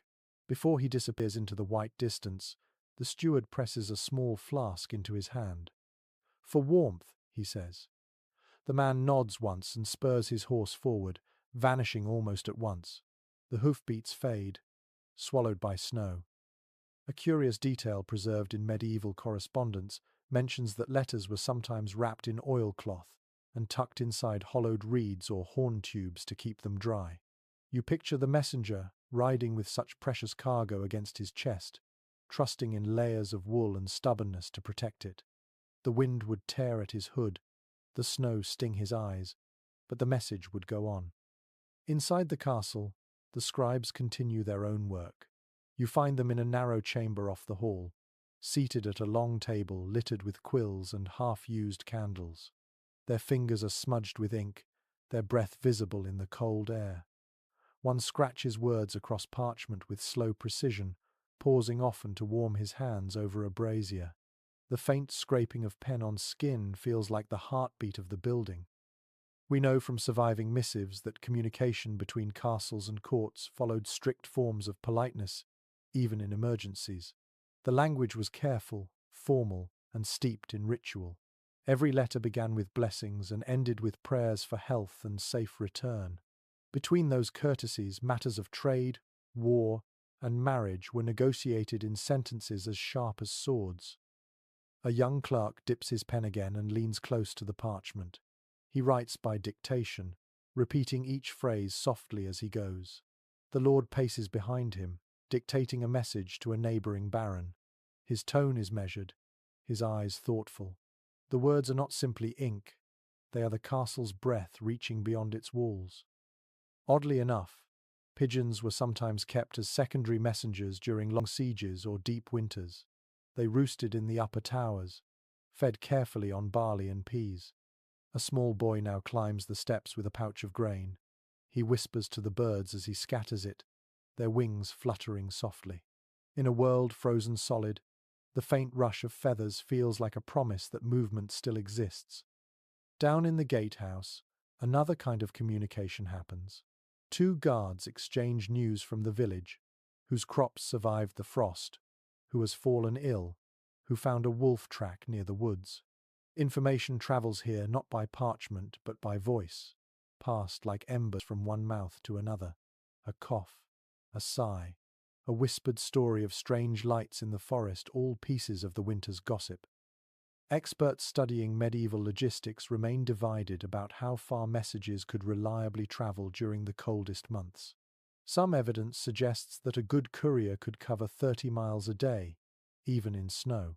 Others claim that entire regions became isolated until spring. The truth may be that success depended less on roads than on resolve.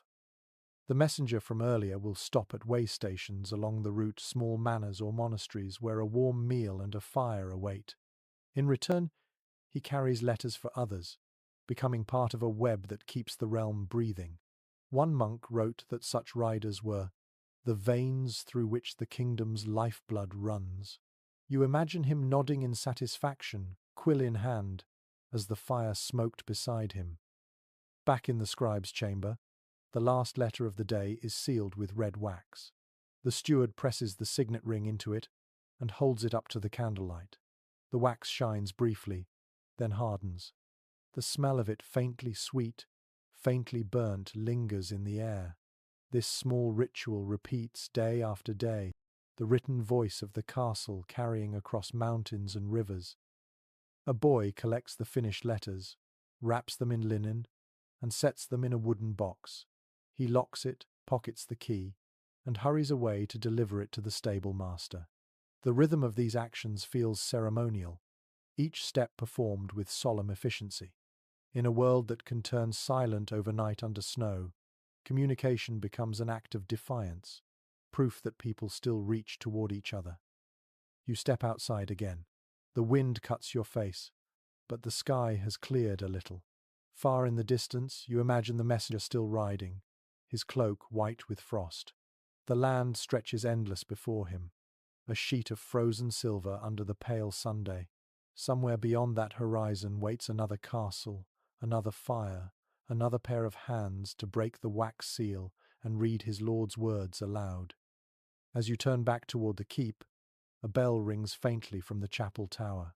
The sound carries across the snow like a thread, binding this isolated world together.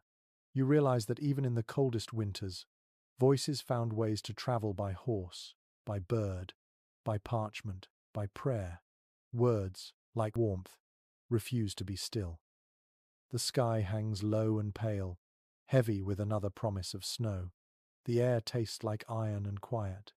Down in the armory, the men-at-arms oil their weapons and mutter about the weather. The forge still glows, the hammer still rings, but war feels far away. Even so, no one truly relaxes. In every castle, winter brings a strange question. Does the cold end fighting or merely pause it? You walk among the racks of spears and shields, feeling the faint heat from the forge on your face. A young soldier sharpens a blade with slow care, his breath a steady rhythm. The grindstone sings as steel kisses stone. Sparks leap and vanish. He smiles at you, tired but alert. "We keep ready," he says. "Snow or no snow, someone always finds a reason to fight." Chronicles from across Europe paint a mixed picture of winter warfare. Some armies packed up entirely once frost settled, fearing hunger more than the enemy. Others took advantage of frozen rivers to cross terrain that would be impassable in summer. Battles became rarer, but raids did not. Hunger and ambition both ignored the season. A curious note appears in the writings of a monk from Burgundy. He described a siege where attackers used frozen animal hides as shields, claiming the slick surface turned aside arrows. It may have been an exaggeration, but it shows the ingenuity born of desperation. You can imagine men crouched behind glistening hides, their breath freezing in their beards as they crept toward the walls. In the great hall, the Lord sits with his advisers, tracing lines on a rough map. His fingers move over inked rivers and mountain ridges. The steward points out supply routes. The captain notes the danger of avalanches. Their voices are low but firm. War is never far from thought, even while the hearth burns and laughter fills the corridor outside. Historians still disagree about whether the cold truly stopped medieval armies. Some evidence suggests truces were common, negotiated to spare men and horses. Others argue that ambition burned hotter than frost, driving campaigns even through ice and sleet. Perhaps both are true, depending on who commanded and what pride demanded. In the courtyard, two soldiers practice with wooden staves, their boots slipping on packed snow. The blows sound heavy, hollow, and awkward. Each strike is followed by laughter and a quick curse. They are practicing not for glory, but to keep blood moving. Motion, again, is survival. Nearby, an older man polishes a set of chainmail, every ring darkened with soot. He hums softly to himself, a tune that might be a prayer or simply habit. His fingers move with the ease of years. When you ask how long he has served, he shrugs. Since the winter my beard was black, he says. The wars change, but the cold stays the same.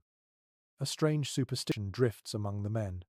They say that the ghost of a soldier who froze during battle walks the fields near the castle on nights when the wind blows east. If you hear him, you must not look back, or you will lose your courage. No one admits to believing it, yet every guard glances over his shoulder when the wind howls. You climb the battlements where the guards stand watch. The landscape below is still and pale, dotted with faint plumes of smoke from distant cottages. The horizon disappears into haze. From here, peace looks absolute, yet everyone knows how quickly that illusion can shatter. A single torch on the ridge, a rider too far north, and the alarm bell would sound. Experts in medieval logistics remind us that castles were not just fortresses but supply hubs. During winter, stores of grain, salted meat, and arrows were counted daily. The garrison's survival depended on discipline. Every crumb mattered, every candle stub, every drop of oil. A careless steward could lose a fortress faster than an enemy's catapult. In the distance, you hear the faint crack of ice on the moat. A duck startles, flapping up into the grey air. The guard beside you grins. That sound keeps me awake, he says. Better than prayer sometimes. You smile back, understanding the humour born of monotony. Oddly enough, there are tales of entire sieges lasting through deep winter. Fires burned constantly, snow piled high against ladders, and both sides suffered in equal measure. Chroniclers describe icicles hanging from helmets, frozen bread too hard to eat, and the eerie silence that fell when arrows stuck fast in snow instead of striking wood. The image feels almost unreal, yet its quiet horror lingers. The captain of the guard appears beside you. He leans on the parapet, scanning the white fields. His voice carries easily in the thin air. The world looks peaceful, he says. But peace is a lie told by distance. Someone out there is already planning spring. He turns away, leaving his words behind like smoke. As dusk deepens, the men retreat indoors. The armory glows orange from the forge, where the blacksmith shapes new arrowheads. The sound of hammer on anvil fills the air, steady as a heartbeat. Outside, the snow begins again, soft flakes falling into the traces of footprints until even those are gone. You walk back toward the keep. The great doors close with a deep thud, sealing warmth inside. For now, the world beyond can wait. Yet you know that in every castle across the land, someone else is drawing maps by candlelight, whispering of borders and honor, pretending that winter will hold still forever. You pass the hall where the children laugh, the kitchen where pots simmer, the chapel where candles burn. Life continues, even under the shadow of potential war. That is the quiet miracle of these walls. No matter what waits beyond them, people find ways to stay alive, to plan, to hope. Outside, the wind changes direction. It carries the faint scent of snow mixed with smoke, like the breath of a sleeping dragon. You pause, listening to the castle's silence, and understand why medieval chroniclers so often called peace a season, not a promise. Winter might slow conflict,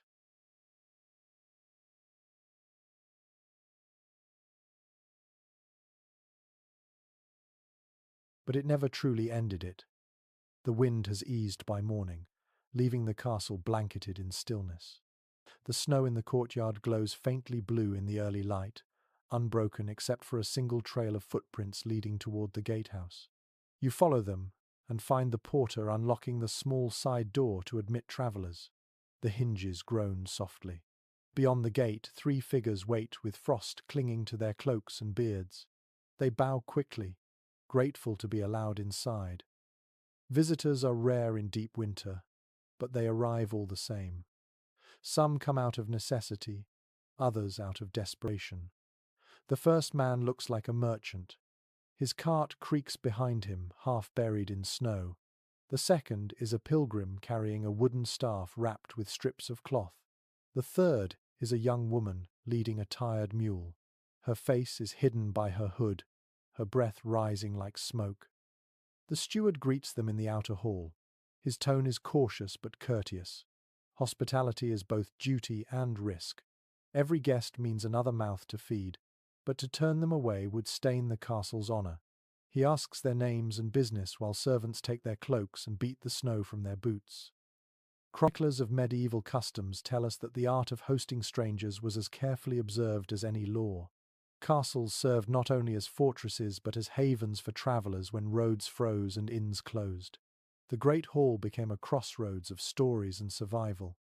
A guest's manners and the lord's generosity were part of the same ancient dance. The merchant presents a letter of introduction from a nearby town and bows deeply. He offers small gifts: a pouch of saffron, a roll of fine wool, a pot of honey sealed in wax.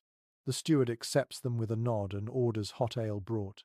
The merchant's eyes brighten at the sight of the fire, and he holds his hands toward it as though worshipping.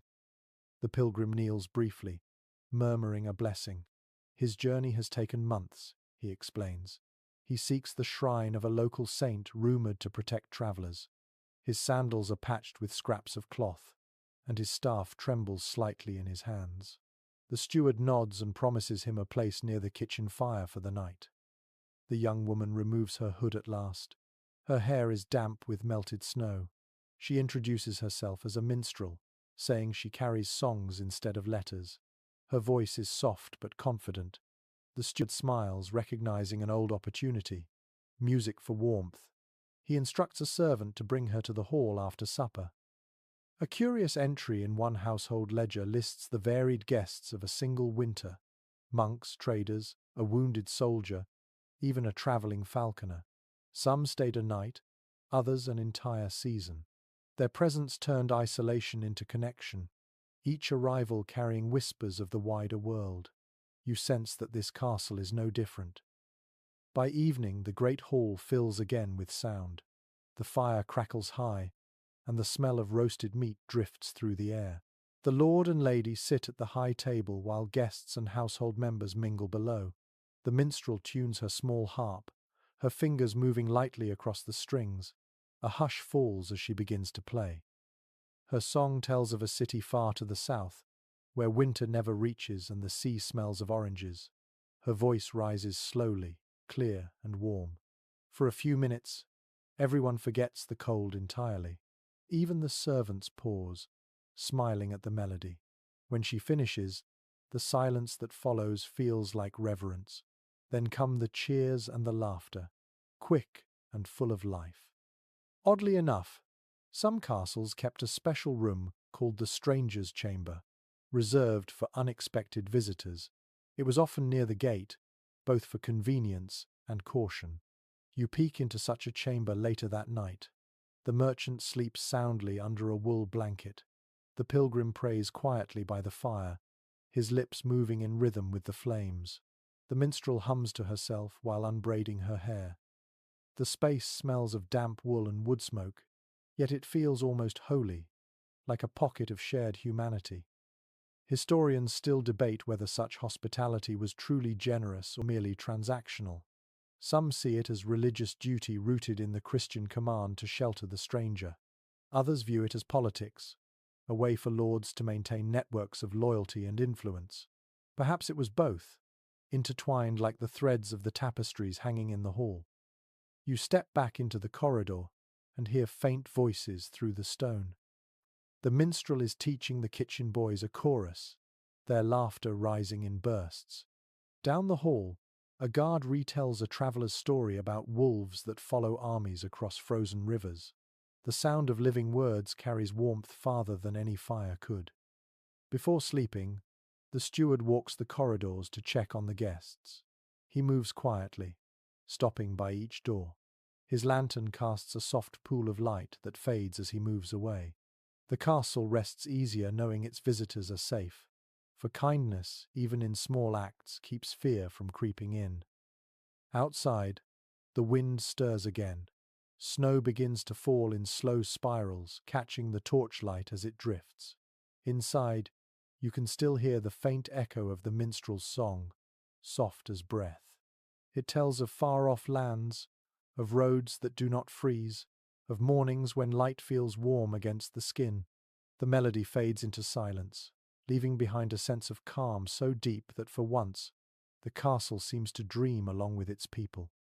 By the next dawn, the castle is quiet again, wrapped in a hush that feels almost deliberate. You follow the faint smell of hay and damp straw toward the lower courtyard, where the sounds of animals replace the murmur of human voices.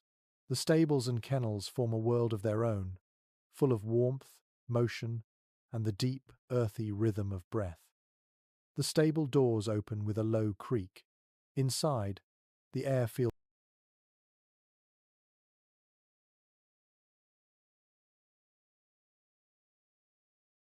warmer, thick with the smell of horses, leather, and smoke from the grooms' lanterns. A grey mare stamps softly in her stall, shaking snow from her mane. Steam rises from her body in slow curls. A groom pats her neck, murmuring to her with the tenderness of an old friend. You realize that in winter, animals are both labourers and lifelines, their warmth part of the castle's beating heart. Archaeological finds and written accounts agree that stables in fortified castles were often better insulated than servants' rooms. Thick walls, low ceilings, and shared breath kept them warmer than the grand halls above. Some lords even walked through the stalls at night to check on prized horses, wrapping them in woolen blankets and feeding them dried oats soaked in ale to keep up their strength. You move deeper into the stable. The floor is covered in straw that crunches beneath your boots. In one corner, two boys shovel manure into baskets, working quickly before the cold stiffens their fingers. They laugh as they work, teasing each other about whose stall smells worse. The air is thick but alive, filled with the steady sounds of snorts, stamping hooves, and rustling straw. A curious practice mentioned in an old French record describes grooms burning bundles of dried herbs to mask the odor and purify the air. The smoke rises now from a small pot in the center of the room, carrying the scents of thyme and juniper. You cough once, then smile as the sharp fragrance cuts through the heaviness. The animals seem calmer for it too, their ears twitching lazily. In the next chamber, a farrier works beside a glowing forge. The rhythmic clang of hammer on iron fills the space. Sparks jump and fade against the damp walls. He shapes a horseshoe carefully, dipping it into a barrel of water where it hisses like an angry serpent. The smell of hot metal mixes with hay and ash, creating an aroma both harsh and comforting. His hands are rough, his arms steady. The cold bites the hooves as much as it bites the hands, he says, not looking up. Outside, the kennels lie against the inner wall of the bailey. The hounds inside bark softly when you approach, their tails thudding against the wooden pens. A huntsman kneels, scratching the ears of a massive mastiff whose fur shines like iron. These dogs are both protectors and companions, bred to guard the gate and chase down wolves that wander too close. One of them yawns wide, revealing teeth white as frost. Written chronicles describe how noble families prized their dogs almost as highly as their horses. They were fed better than most peasants, their collars sometimes decorated with silver or bells. You can hear those bells now, a faint, cheerful music beneath the huff of the animal's breath. The huntsman chuckles. They eat more meat than I do, he says, and you believe him. A small door leads from the kennels to the granary, where the castle's stores feed for both animals and humans. The air smells of dust and grain. Mice skitter along the rafters, quick and confident. The castle's cats earn their keep here. You spot one, a slender tabby, stalking with perfect patience before pouncing into the shadows. A brief squeak, then silence. The cat glances at you, as if demanding admiration before vanishing into the hay. Historians still discuss how animals shaped the daily rhythm of castle life. Some argue they were simply tools of survival, others that they formed deep emotional bonds with the people who tended them. Watching the groom whisper to his horse and the huntsman pat his dogs, it feels impossible to separate one truth from the other. In this cold world, every bit of warmth was shared.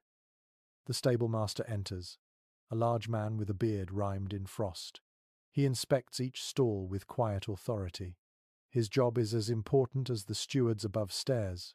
Without his care, the castle's transport, hunting, and even defense could falter. He stops to check the hay, tests the oats with a handful, and nods approvingly. "Still dry," he says. "That's a good omen." A faint superstition lingers among the staff. They believe that a horse sneezing twice before sunrise means fair weather to come. When one of the mares does exactly that, the boys cheer softly. The stablemaster pretends not to believe, but his smile gives him away. As you linger near the door, a thin ray of sunlight breaks through the clouds. It glances off the polished metal of the harnesses and turns the frost on the rafters into a shimmer of silver. The horses shift, restless but content.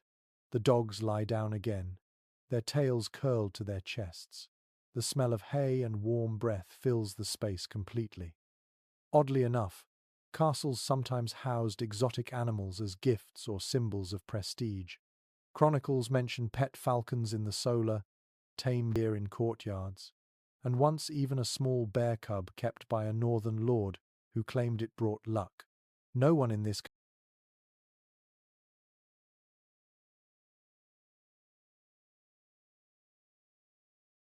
castle keeps such creatures, but the gossip about them travels far, adding a touch of wonder to long winters. As the afternoon deepens, the farrier quenches his last piece of iron and hangs his tools neatly. The grooms finish their chores and lean against the stalls, exchanging stories about spring hunts that feel impossibly far away. The warmth of work has left their faces flushed, their eyes bright. The animals settle into steady breathing, their movements slow and peaceful. You stand quietly for a moment, listening. The sounds of the stable snorts, sighs, the faint jingle of harness rings form a rhythm older than the castle itself. Here, among creatures that neither scheme nor command, winter feels less cruel. It becomes a shared endurance, a pact between man and beast, to wait for the thaw together. When you step back into the courtyard, the cold feels sharper, cleaner. Behind you, the muffled noises of the stable continue like a heartbeat under layers of snow. The castle may guard its treasures in stone, but its truest warmth, you think, lives in the breath of its animals. Evening falls without ceremony, swallowing the last colour from the sky. Inside the castle, torches are lit one by one, their flames quivering against the stone. Smoke curls lazily toward the rafters, blending with the faint haze of cooking fires and candle soot. You can almost taste the air, thick with the memory of every fire that has ever burned within these walls. The silence that settles afterward is not empty but weighted, a kind of quiet filled with endurance.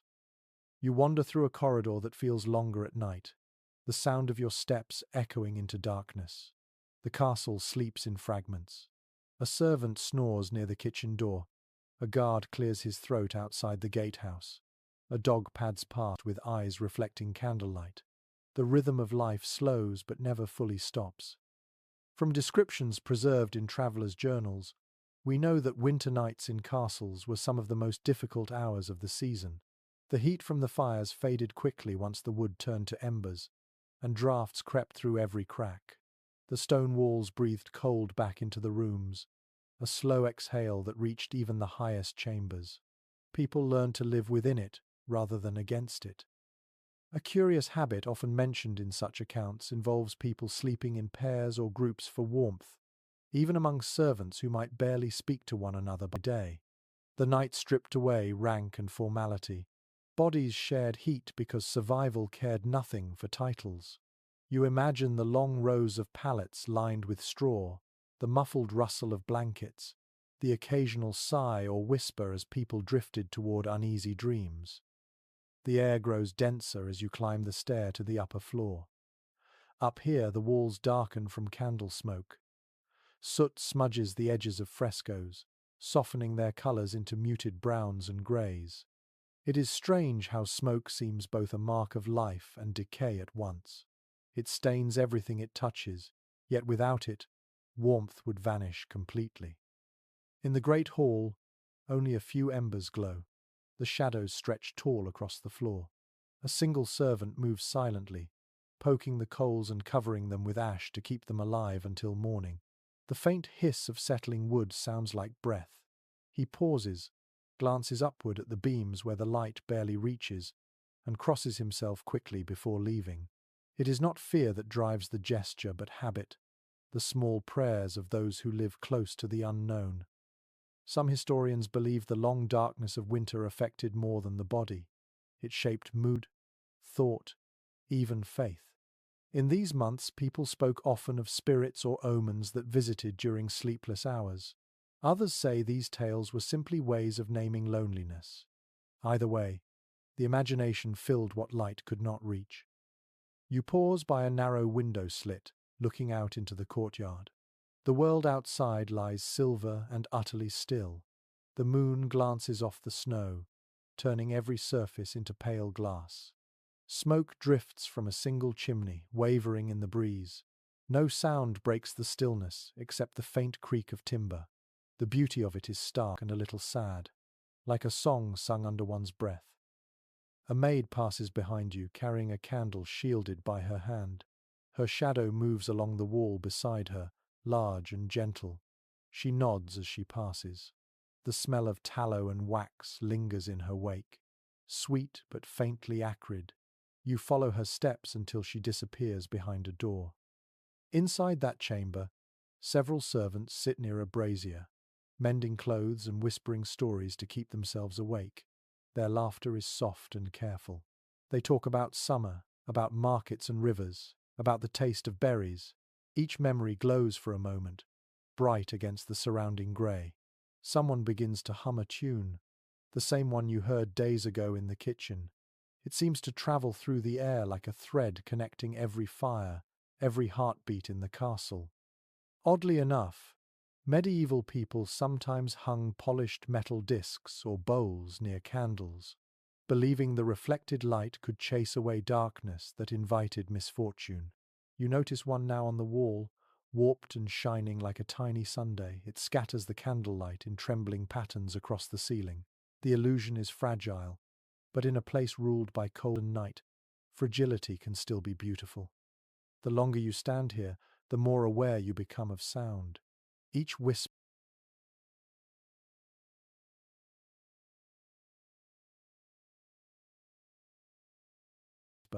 each crack of burning wood feels magnified.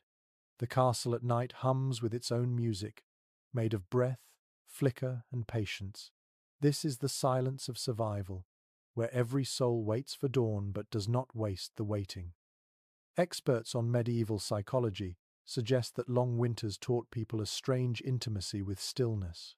Without distraction, they listened more deeply to fire, to footsteps, to each other.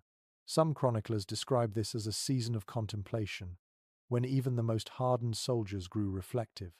You can almost feel it now, that quiet understanding that endurance is an inner art as much as an outer act. When the last candle burns low, you make your way toward the small window again.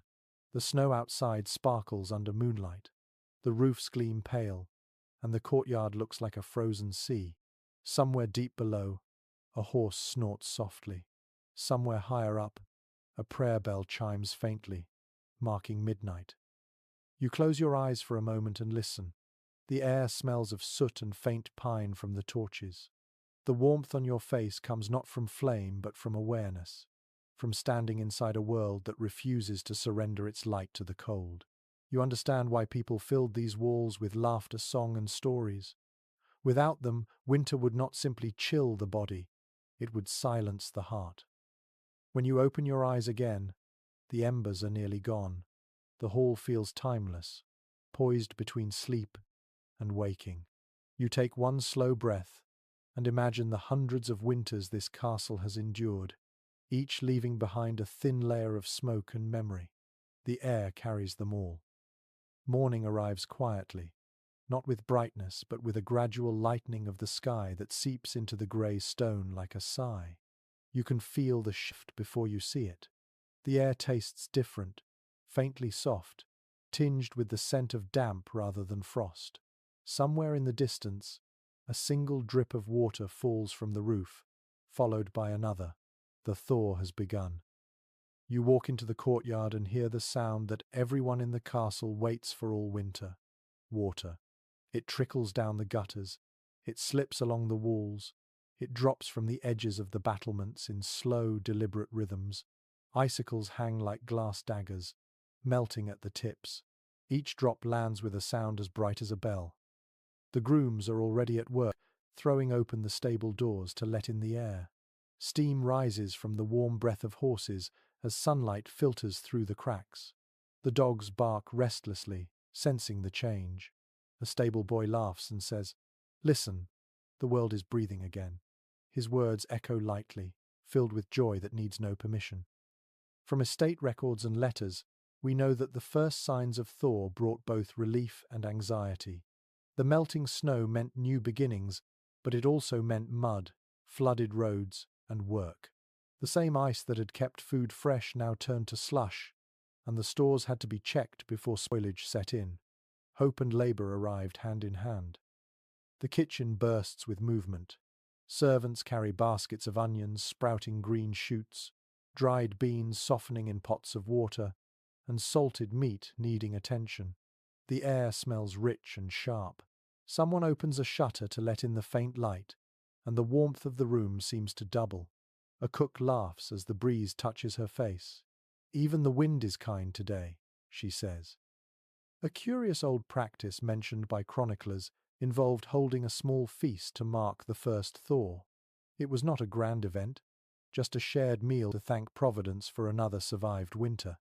The servants baked bread from the last of the stored flour, the Lord shared wine from his private supply, and the chapel bell rang 3 times in gratitude.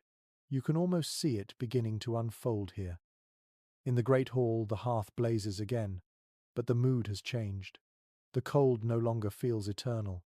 Children run across the floor, laughing as their boots leave muddy prints on the rushes. No one scolds them. Even the steward, who usually guards order like a hawk, smiles at the sight.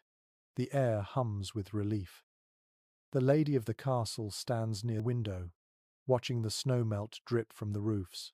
She breathes deeply, as though inhaling the scent of life itself. Her maid brings a basin of fresh water, newly drawn from the well. It is no longer frozen solid. The lady washes her hands slowly, savouring the simple luxury of water that moves. Experts in medieval environmental history often describe the thaw as a kind of annual resurrection.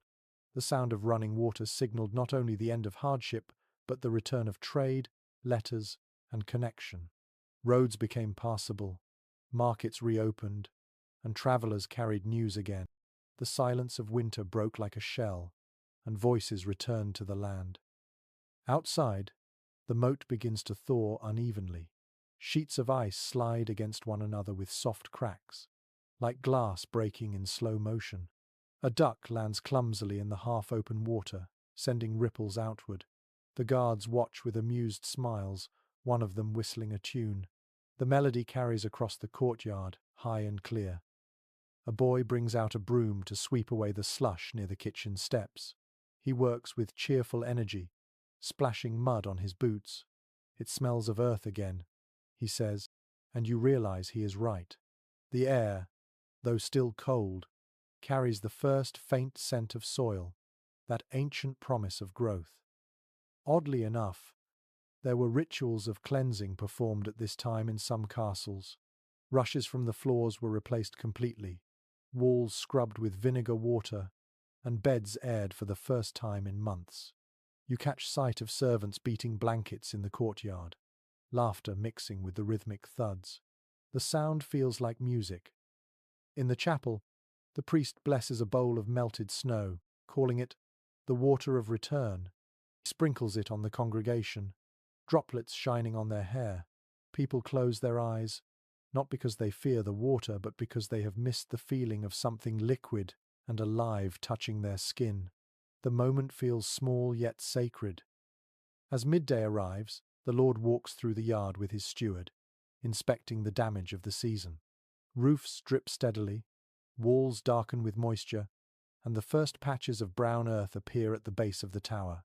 He nods approvingly, noting which repairs to begin. His boots sink slightly in the mud, and he laughs. It is a rare sound, full of ease. Historians write that after the first thaw, castle life accelerated quickly. Markets were arranged, livestock moved back to outer pastures, and winter's heavy meals gave way to lighter fare. Even the mood of conversation changed. Plans that had been whispered over fires became declarations made aloud. Spring was not yet here, but hope had already arrived. By late afternoon, sunlight filters into places that have known only shadow for months. It glances off puddles that mirror the sky, catches on droplets hanging from branches, and paints gold streaks on the damp stone. Children chase reflections across the ground while a maid laughs, her voice carrying above the splash of water. As evening falls, the hall fills once more, but the fire now feels like a celebration rather than defense. The walls shimmer faintly with moisture, reflecting the light in soft halos. The air carries the mingled scent of wet wood, smoke, and bread baking somewhere nearby. Everyone moves more freely, as though the castle itself has begun to exhale. You stand near the doorway, watching the faces around the fire. They are the same people who endured the long silence, yet their eyes seem different now, lighter, filled with quiet triumph. In their laughter, you hear gratitude disguised as joy. The world outside is still cold, but the promise of change has already touched the walls. The first thaw has come, and with it, the castle remembers how to breathe. The days grow longer, though the cold lingers in the corners of the castle like an old guest reluctant to leave. The fires still burn, but less fiercely, their light turning from survival to comfort. At night, the great hall fills not only with warmth but with voices telling stories. This is the hour when the past comes alive in the shimmer of the embers, and you settle close enough to listen. A bard has returned from the road, his cloak dusty from travel, his harp polished but worn along the edges. He sits on a low stool near the hearth, tuning his strings with careful fingers. The people gather around, servants and nobles alike. No one minds the mingling of ranks tonight. Storytelling is the one art that belongs to everyone. From letters and household accounts, we know that in winter evenings, tales replaced sunlight. They warmed the imagination when the body could not be comforted by heat alone. Minstrels, pilgrims, and wandering monks carried stories from one castle to another, sewing together the scattered world of medieval Europe with words instead of roads. The bard begins softly, his voice low and rough from cold air. He tells of a knight who rode into a snowstorm seeking a lost child, and found instead a spirit of frost who offered him a choice between life and courage. The listeners lean closer. The firelight flickers over their faces, and you can see their expressions shift with the story's rhythm. A curious record from a northern monastery mentions that people believed stories themselves carried power, that speaking them aloud could drive away misfortune. Words were charms, and listeners were participants. You feel it now, the shared stillness that binds everyone together, as though their combined attention itself keeps the winter from creeping back.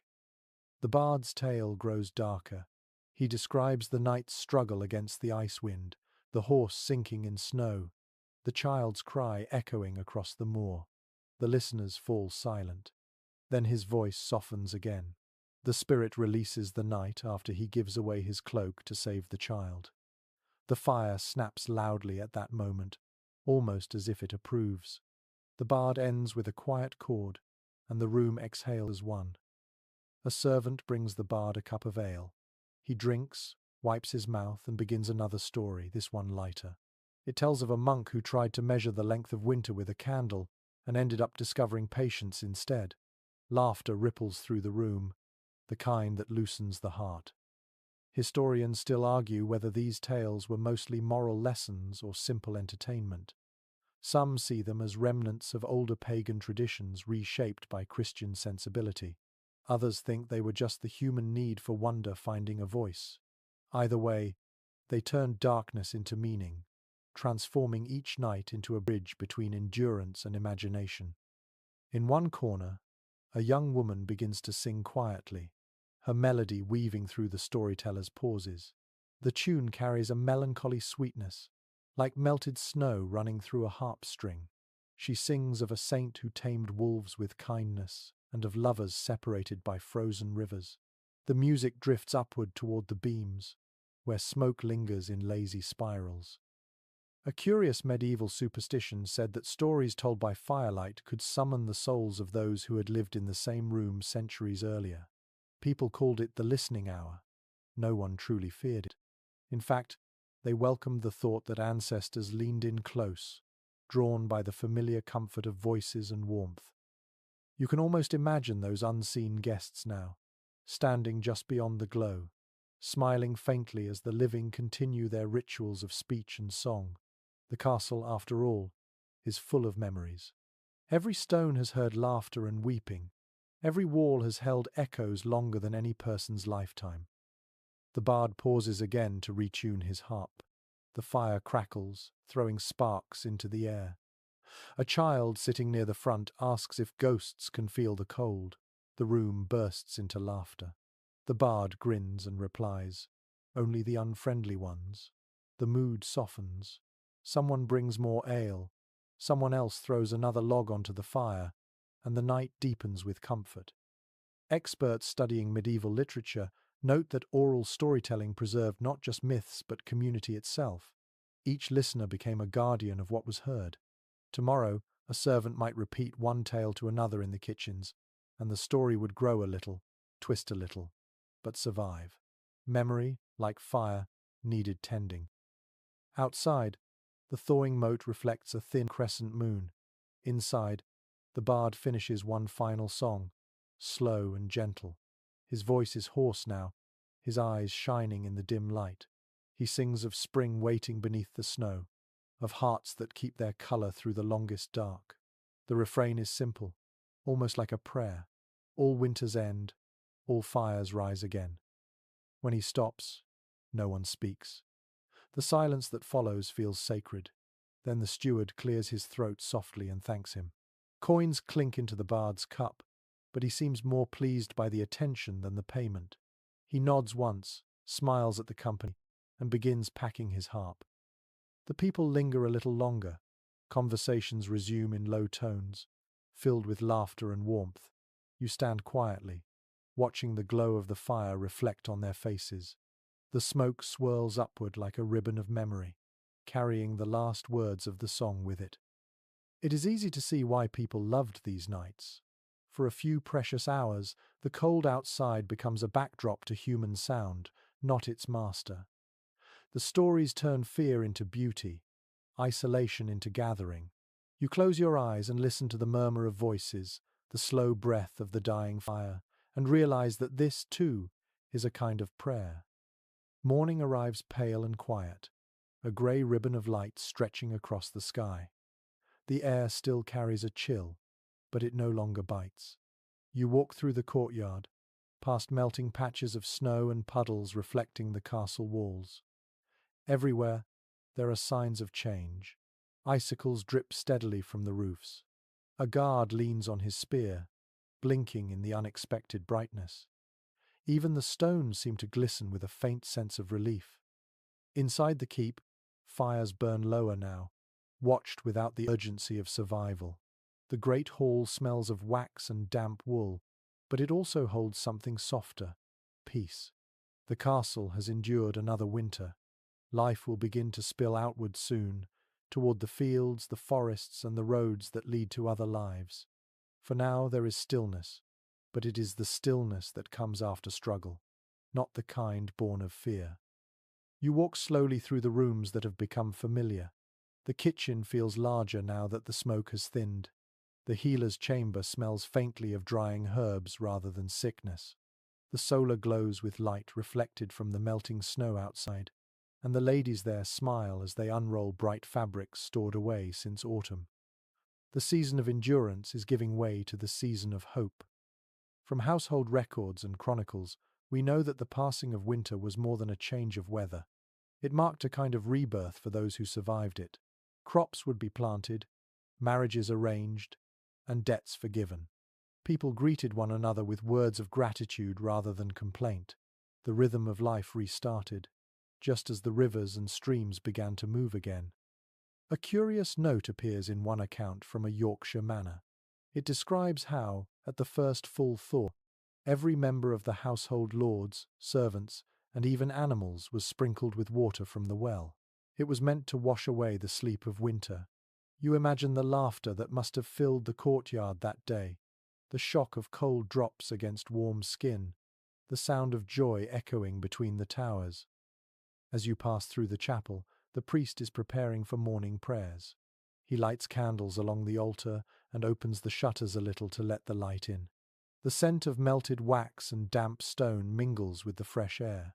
He hums quietly to himself, a tune that seems neither solemn nor festive, but simply content. You realize that faith, like the fire, has survived another season. Historians often write that the endurance of medieval people was rooted in rhythm rather than resistance. They accepted the turning of the year as part of a larger story, one they did not control but belonged to. The cold would come again as it always did, yet they would face it with the same blend of patience and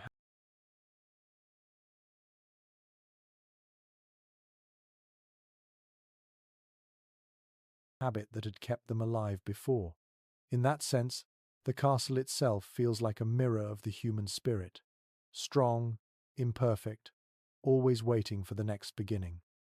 You pause by the gate, where the porter oils the hinges to keep them from rusting. His hands are rough and sure. He looks up and says, "It will be spring soon," as though the thought alone could make it happen. You nod, knowing he is right. Beyond the walls, the world will wake slowly, one green shoot at a time. The castle's animals sense it too. The horses whinny softly, eager for open ground. The hounds bark at shadows that are no longer menacing. The cats stretch lazily in the sunlight spilling through the open door. Life, always practical, wastes no time in returning. Oddly enough, one old superstition claimed that castles could remember their winters. People said that when the first thunder of spring rolled across the hills, you could hear the walls creak as if exhaling. Standing here now, you almost believe it. The wind that slips through the courtyard carries the faint scent of thawed earth, and somewhere a bird sings for the first time in months. The sound feels fragile but defiant. As evening settles again, the people gather in the hall for one last night beside the winter fire. The flames crackle softly, reflecting in every cup and eye. The talk is easy now, plans for planting, for repairs, for weddings. Someone mentions a fair in a nearby town, and laughter fills the air. You sit among them, listening, and feel the warmth that has nothing to do with wood or flame. It strikes you then that the castle's endurance is not a story of walls, but of hearts. The people who live here have learned how to turn hardship into routine, routine into comfort, and comfort into gratitude. They have faced the longest nights and found ways to fill them with song and laughter. They have built their strength not in defiance of winter, but in partnership with it. Outside, the stars appear one by one, reflected faintly in the wet stones of the courtyard. The last of the snow gleams under their light. You close your eyes for a moment and listen to the hush of wind around the towers. The cold is fading, but its memory lingers gently, a reminder of everything that was endured and everything that will return.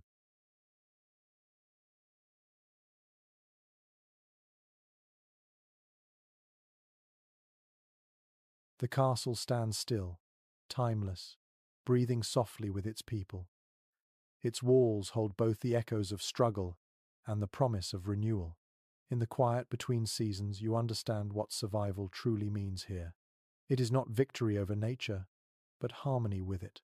A long conversation between fire and frost, faith and patience, silence and song. And as you step away from the hall, the wind follows you through the gate, mild now, touched with warmth.